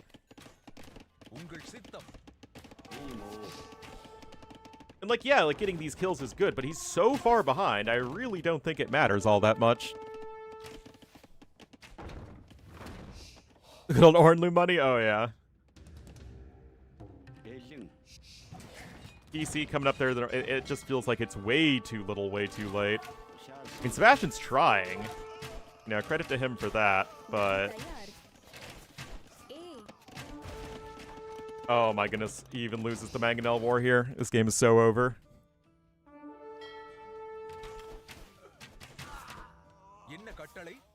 He's trying, man, he really is. The numbers are simply not on his side. You can't play a hybrid map without any water control. Hello, Kostas.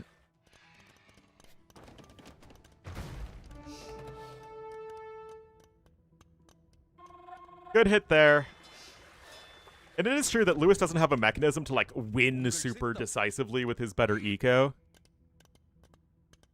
For a times 10 video, unfortunately, Ornlu bucks are literally the most worthless currency in the world. Like, I don't even know what I would do for a times 10 video. I don't know anything about it.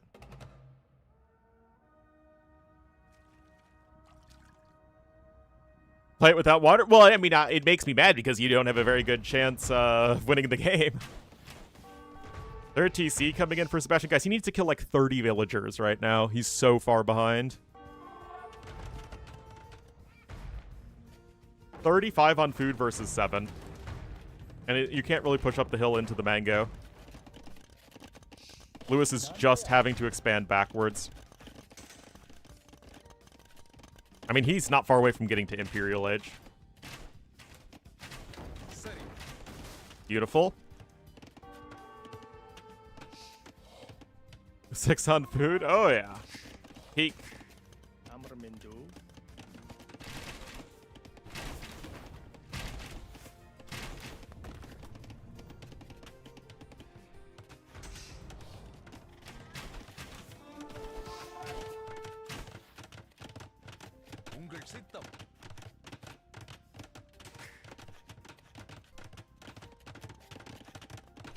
That much?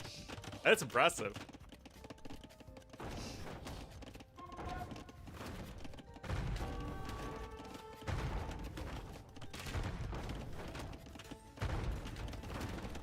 There's Imp on the way. But yeah, it just goes to show that even with a bunch of villager kills, it doesn't matter if your opponent has made so many more vills in the first place, or in this case, fishing ships, that you just get to the next stage so much sooner. Make a million views easily? I'm not that vindictive.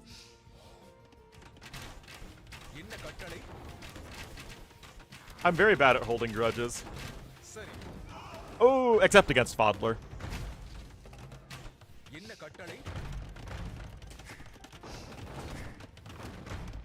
Yeah, all you really need to do at this point, as Sebastian, or sorry, as Lewis, is just hang back, get to Imperial Age, make sure this isn't the MTC it isn't.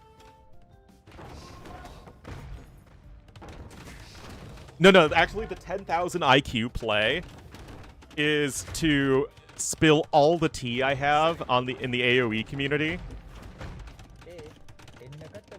as soon as I leave. And just like drop that, and then I just peace out of the AoE scene.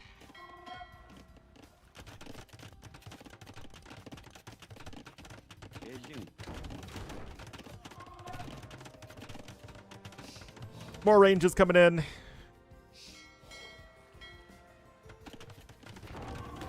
The AoE2 whistleblower.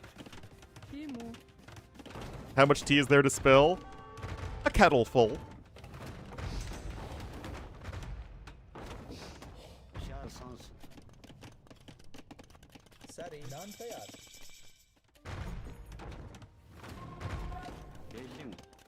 Yeah, what do you know? The imp upgrades are going to come in and Lewis is going to steamroll everything. Narco connections. Spill the tea? It's a slang for spilling gossip. Tea is just slang for gossip. The deep state? Yes, the AoE deep state. It's going to be in the Ornlu files. No, not going to drama like that.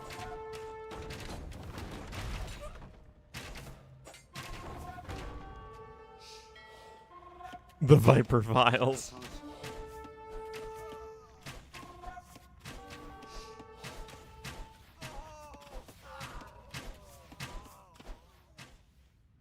I have a question. Struggling a bit in the campaign with the Mongols level into China.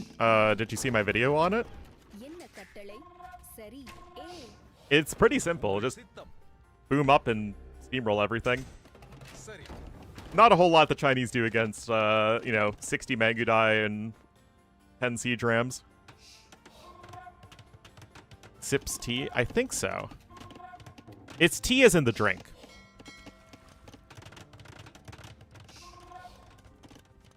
This video? Well, I mean, it's just, people ask for my advice, and the first thing that, I would ask is, did you watch my playthrough of it?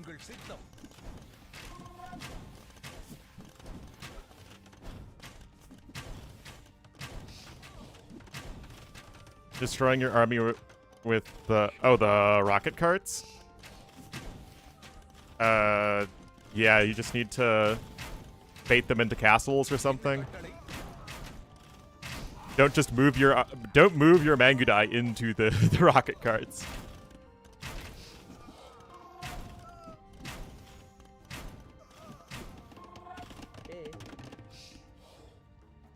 Doesn't in the campaign? It's still pretty tough for Chinese. Rocket carts with the extra damage are helpful, but it's still scary. All right, guys, Lewis takes the game. Really didn't love the super fast drush into not pressuring water. It's just the threshold of acceptable damage is so high whenever you're not going for that water early on. Why I don't like it.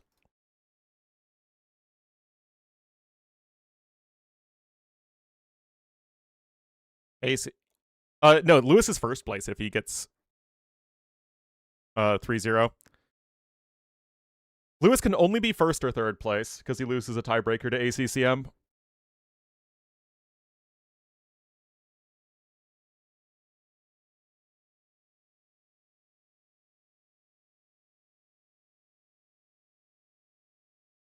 So it's either Lewis Sebastian ACCM or Sebastian ACCM Lewis. Those are the only two possible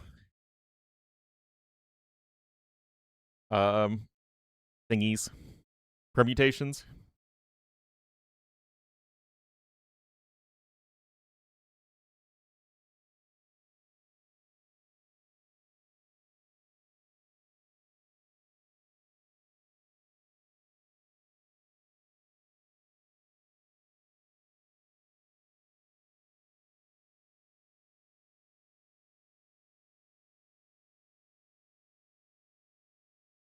All right, game 2.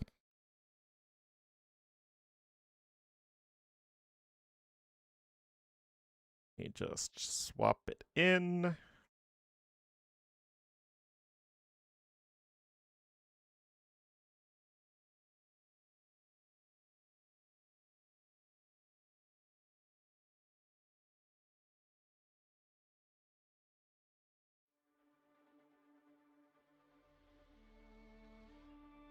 All right, Valley time.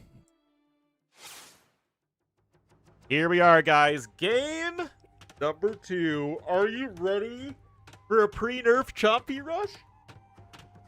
This is the last pre-nerf Chompy game we'll be seeing.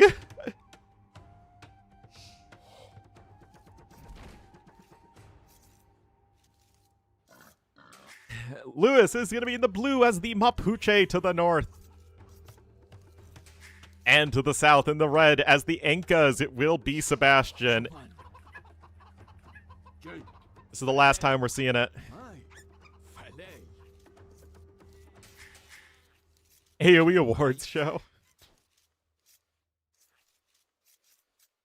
Back when AoE was AoE.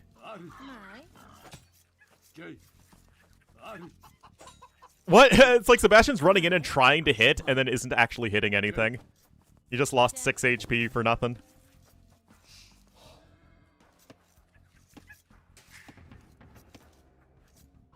Well, second Chompy's out. Remember that Incas do have the extra housing space.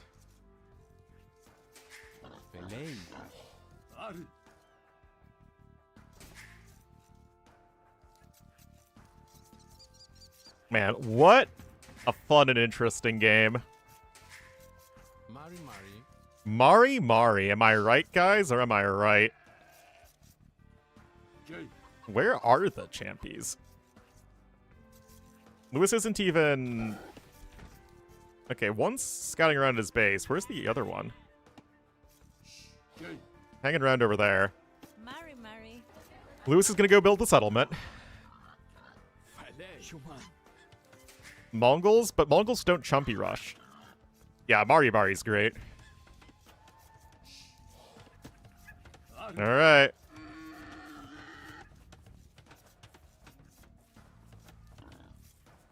Yeah, here we go! Yep, this is old patch. This series only is on the old patch.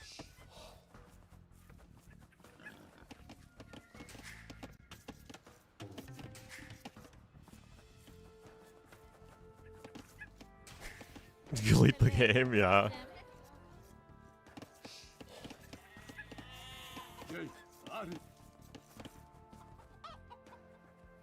Different? Completely different. Chompy is the Inca word for mace.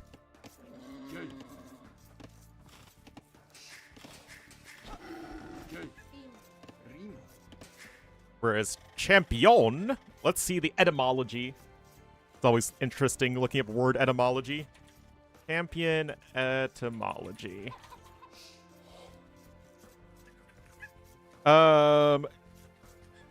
It originates from the 12th century Old French word champion, combatant, derived from the late Latin campionum, gladiator fighter on the field.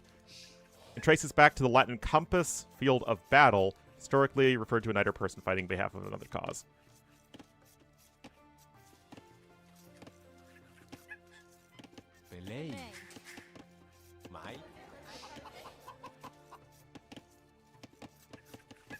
Champion is from the mushroom. That's champignon.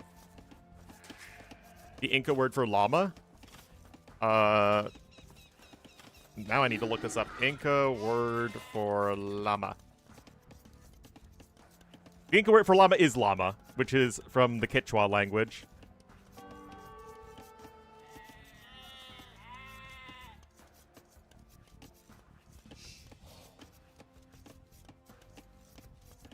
It's often pronounced Yama.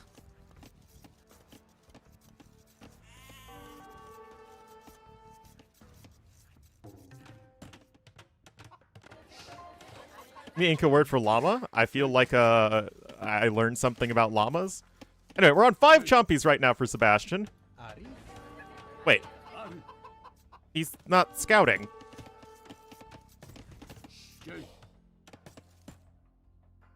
Scotty doesn't know, man! Oh my goodness. Yeah, I would imagine Yama is the Spanish pronunciation.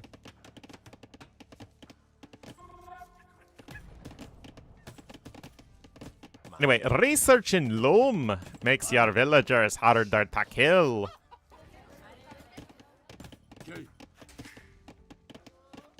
Anyway, Lewis is just going to click up to Feudal Age in a moment.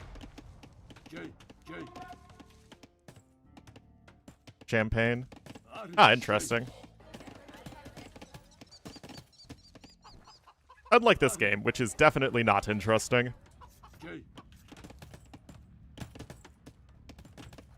Although, it could be like the game that T. West and I played yesterday where I was up to Feudal Age a lot faster, but I just couldn't match my opponent's chompy numbers. Yama? I don't know.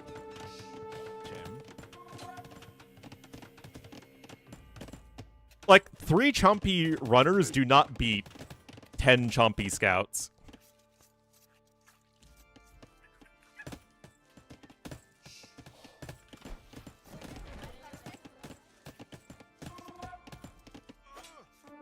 Alright, these vills have been discovered.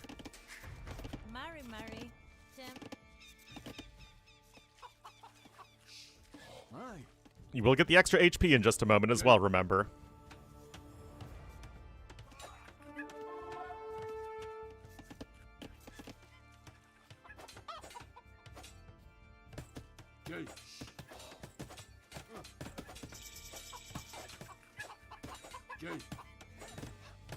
Well, those vills are gonna die.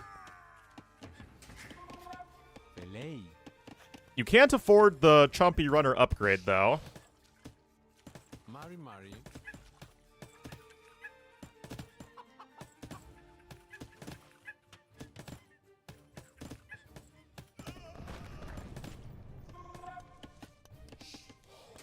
What even is this?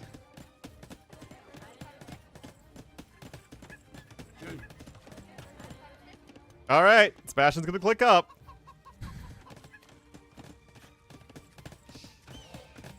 Fish like that? You know how it is with AoE and walls. It's weird.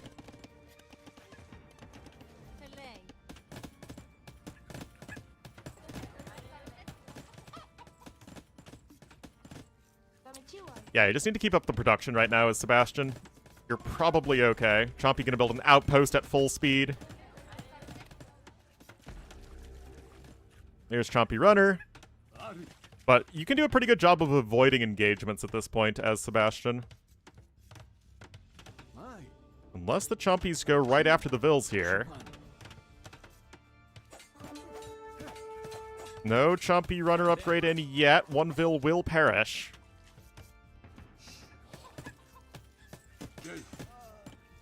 Alright, there's the Feudal Age upgrade in. 10 more HP and 1 more attack now on these guys. But it's still 16-2. This is actually a lot like my game with T. West.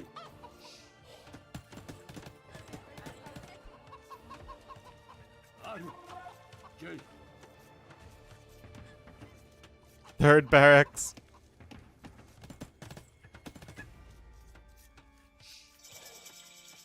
$30 show match? Yep.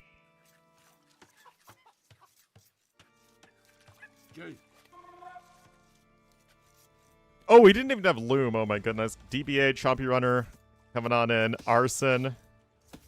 You're a blacksmith? Not yet. 4 to 19 Chompies. Let's go.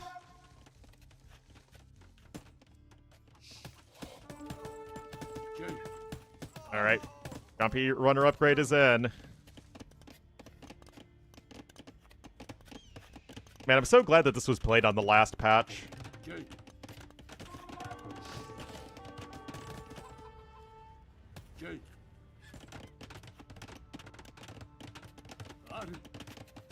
And with the extra bonus damage versus buildings.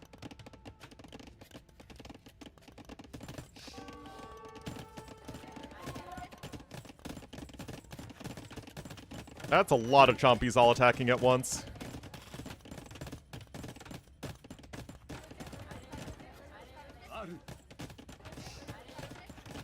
And the issue is there's no way to catch up in army numbers other than by out-chompying your opponent.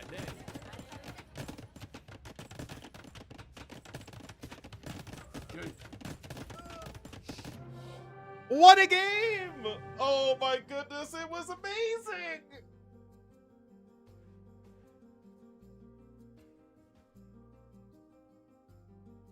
Wow. Do you guys think we just watched the best AoE game of all time? I think we might have. I really think we have watched Age of Empires in its final form.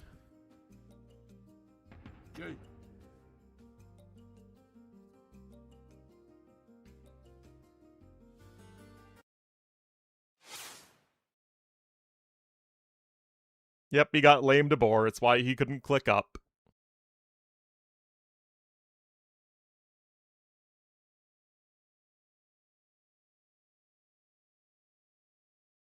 How is actually Lewis's home map?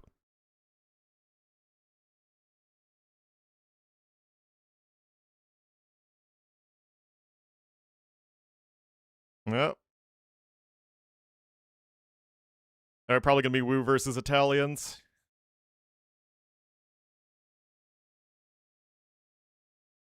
We'll finish up the series. It's just one game.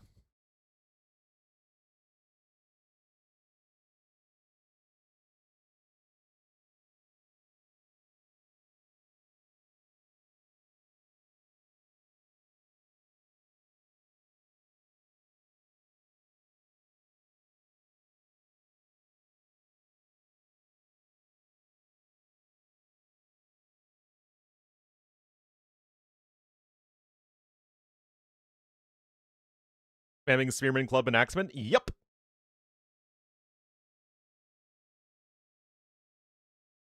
Yep. Almost every game is over in Cool Age.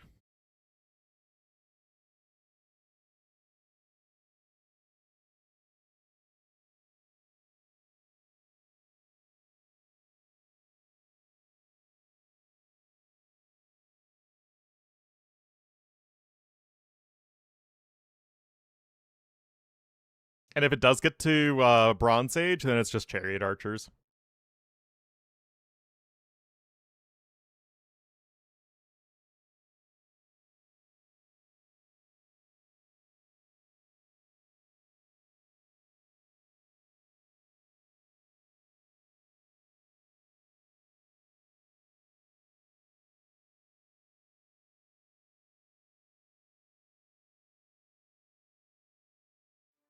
Yep. Nico forfeited out of TTL. Oh, okay, this is weird.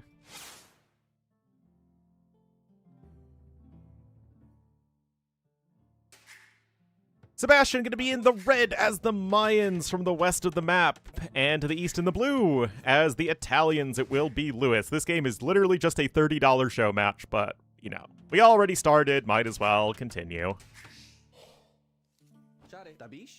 Sebastian is guaranteed to get first place in the group. Yeah, Mayans kind of interesting, though.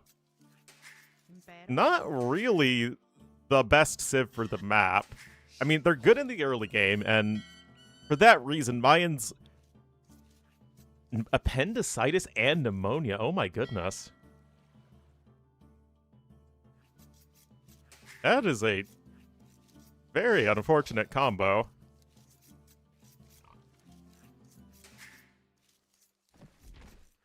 A 1.5 hour match, and I will be very salty. Because, oh, I guess this... Oh, no, it's post-water rework, but pre-Chompy nerf, that's right. Covering now? I mean, yeah, that's good, but that's brutal, man. You having to drop out of TTL because of it? Although I don't know if Nikov does this full-time.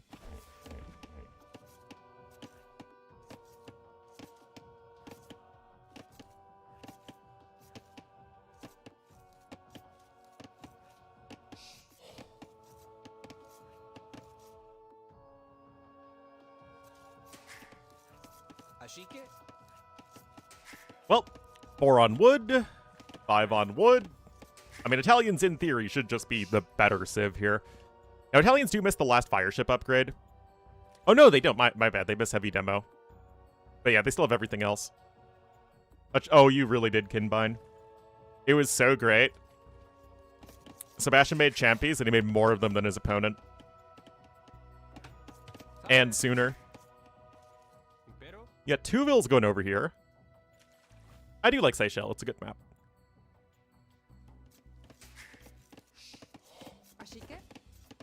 Oh, this series is pre-patch.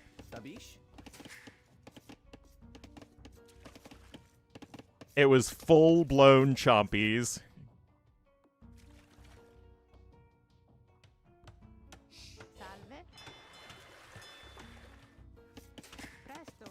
The peak chompying.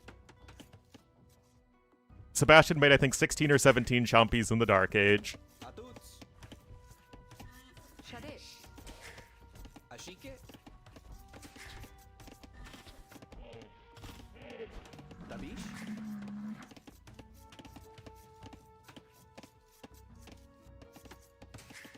Alright. Iski Mothers are on the way. Sebastian is with the more aggressive positioning, as you would expect from Mayans here.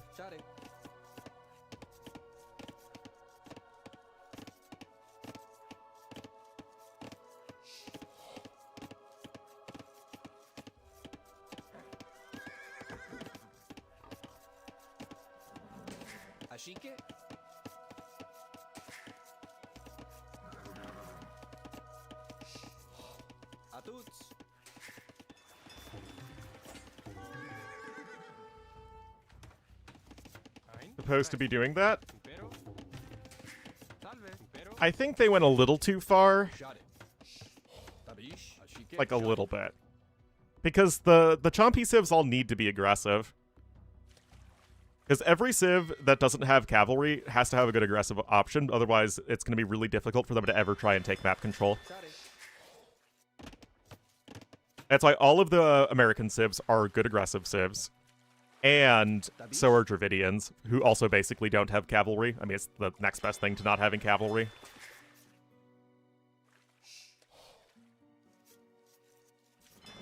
It's like all of the nerfs, I think, were individually good nerfs, but I think they just stacked too many of them on top of each other.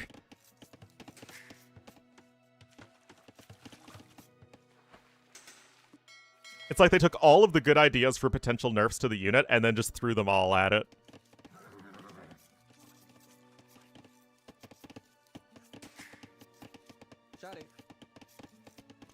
I definitely don't think they needed the Castle Age price increase, but yeah, everything else is pretty normal. I actually didn't mind the outpost build time decrease. I think that it's actually underexplored how annoying it is just to spam outposts all over the place with military units. Anyway, Sebastian's going forward, men-at-arms here. Is the barracks forward? Yes, it is. Honestly, if I'm Sebastian, I'm doing this every single time. You don't want to show your preferred playstyle or strategies in a game that is effectively meaningless. I mean, $30 is $30. Don't get me wrong. I'll take $30 any day of the week. But when you still have more to do in the tournament, then yeah.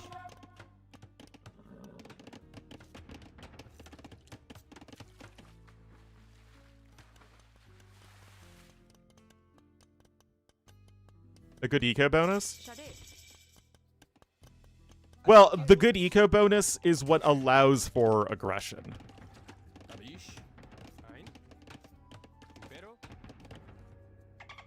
Doing what? Hey man, I get paid by the hour. Alright, wall's coming in. Oops.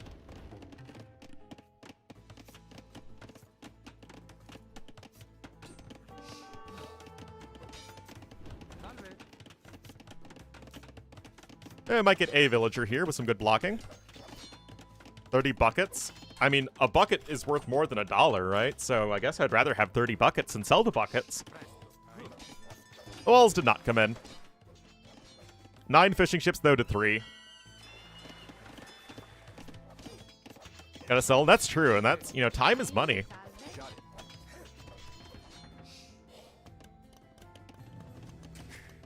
Sebastian clearly worried about Lewis going for his own forward, although that's not what's happening. Like, it's kind of weird, because both players are advancing. Taxes for the buckets. So it's like neither are incentivized to show anything this game. Like, I doubt Sebastian's going to play Mayans on this map and go forward at any other point in time in this tournament.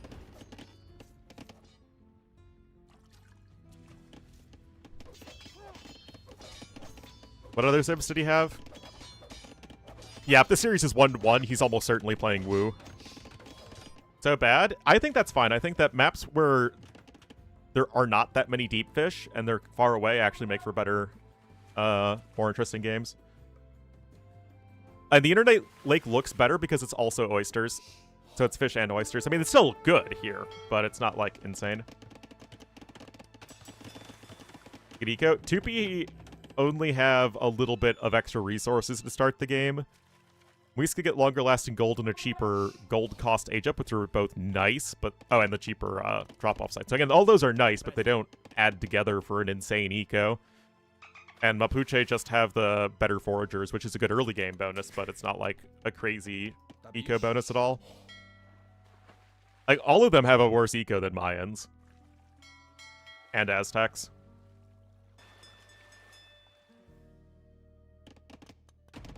I think Incas are, you know, the most defensively oriented, so they obviously have no real eco bonus except the early wood savings from your houses and settlements, which is still very nice and allows for the pretty degenerate openings, but they're obviously more focused on countering what their opponent is doing.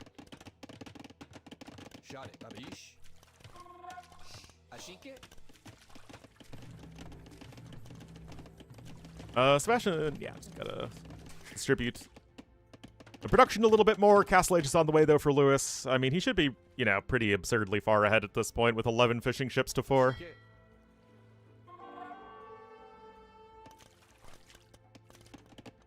Double dock here in the middle.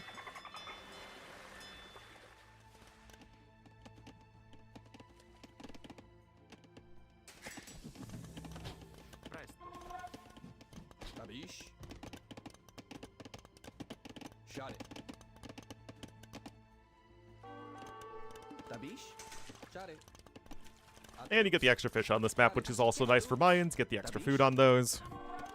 What, an extra 45 food on those fish? Or no. 30 food. I can count. Oh, actually denying the docks there is huge. Because the uptime difference isn't going to be as insane as it was in game number 1.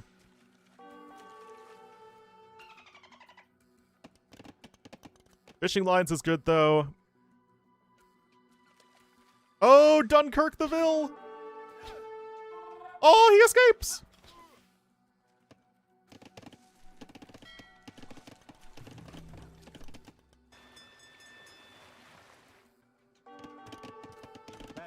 Got a bunch of skirms here defensively. Lewis is in Castle Age. Sebastian's gonna need to switch into some chicken suit men.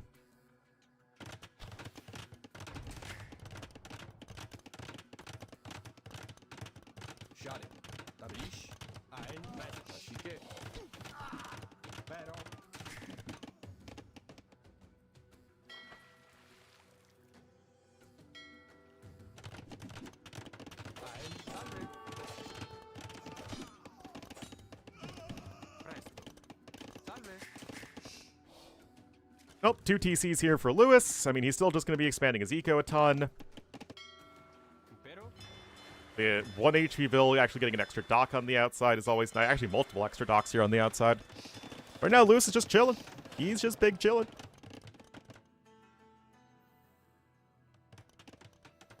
Nice. 15 fishing ships and counting. Now, 17 crossbowmen, or soon-to-be crossbowmen, is a lot, and you can see Sebastian's going forward, but the skirms are going to intercept that, which is going to be pretty cray-cray. Crossbow immediately on the way. Forward Siege Workshop, just gonna go YOLO. Good old Bod Crosaw.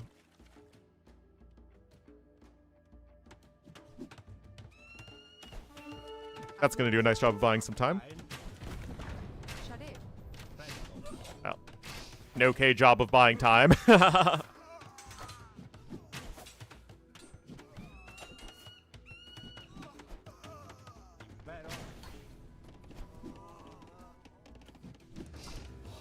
No Mangonel even on the way yet.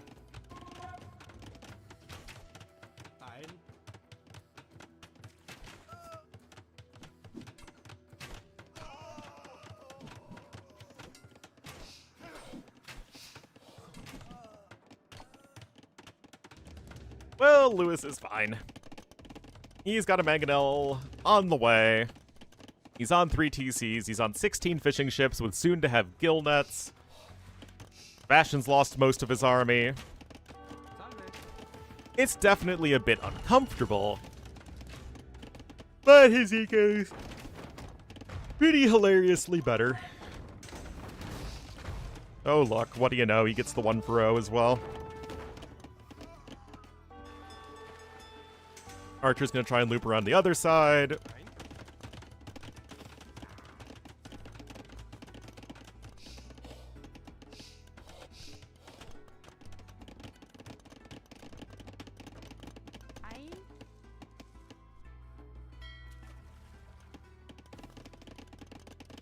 Got 1 knight out.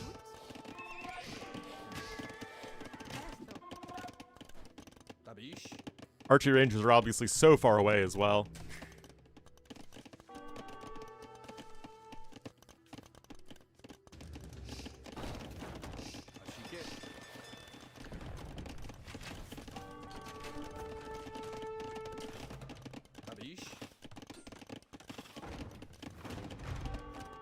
Eagle goes down.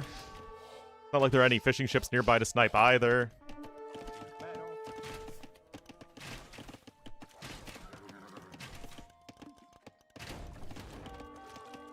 Shot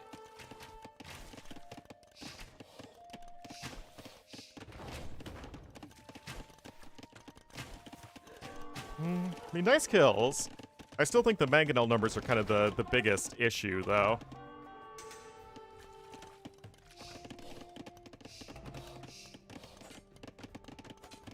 Three to 2. Flips another crossbowman there. 5 kills actually on that Mangonel.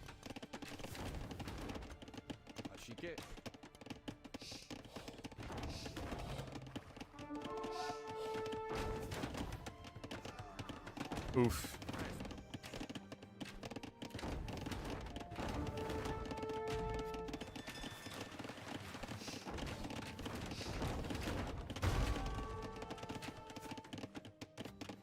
Shot it. Well, that's a good hit. Still 2 to 2 Mangonels, though. Parity does not favor you at this point as Sebastian. No bills on stone, though, for Lewis. And the fish really aren't going to last forever on this map.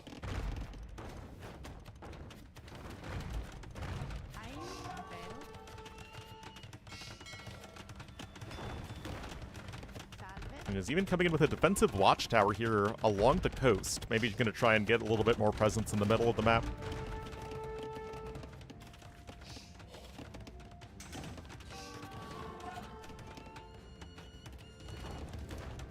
Now 3 to 2 Mangonels. Another one pops out right there, and indeed, there come the forward docks.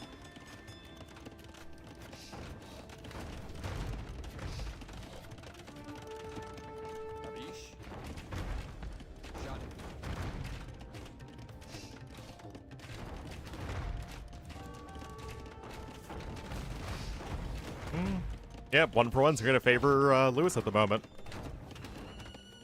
Eventually, he's just going to get enough knights to go kill his opponent. He's going to have Bloodlines and Husbandry in. This is going to be a really nice cleanup.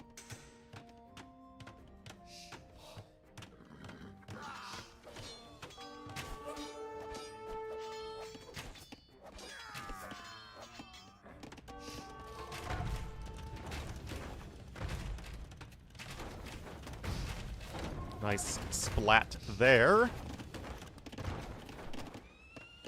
mean, we still need a little bit more time as Lewis.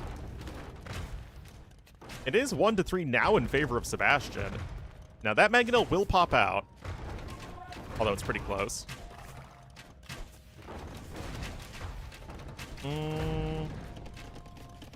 No way Lewis loses this, right? Knights are going to come and launch a counterattack. That doesn't feel like a very impressive siege workshop. No, the crossbow numbers are pretty low. Honestly, if he just kept all of his knights at home, he just probably swamps this army and kills it. There's a will, there's a way. Yeah, honestly, if these 4 knights are back home, then we're looking at 10 knights to 11 crossbowmen. And the knights have pretty good upgrades, just missing iron casting.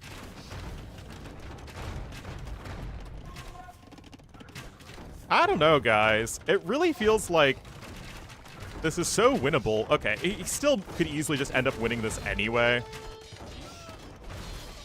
Okay, he's fine. He's fine. He's fine. Come on, Sebastian. That TC's denied. Alright, he's good. He got enough time. Got the War Hulks here in the middle of the map. What a game! What a game! What a game! Lewis wins the series 2-1, but it actually doesn't even matter because Sebastian still gets first place in the group.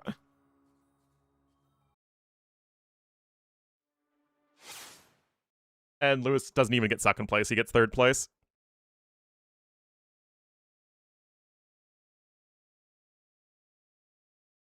But guys, that's going to be it for me today. Thank you so much for watching.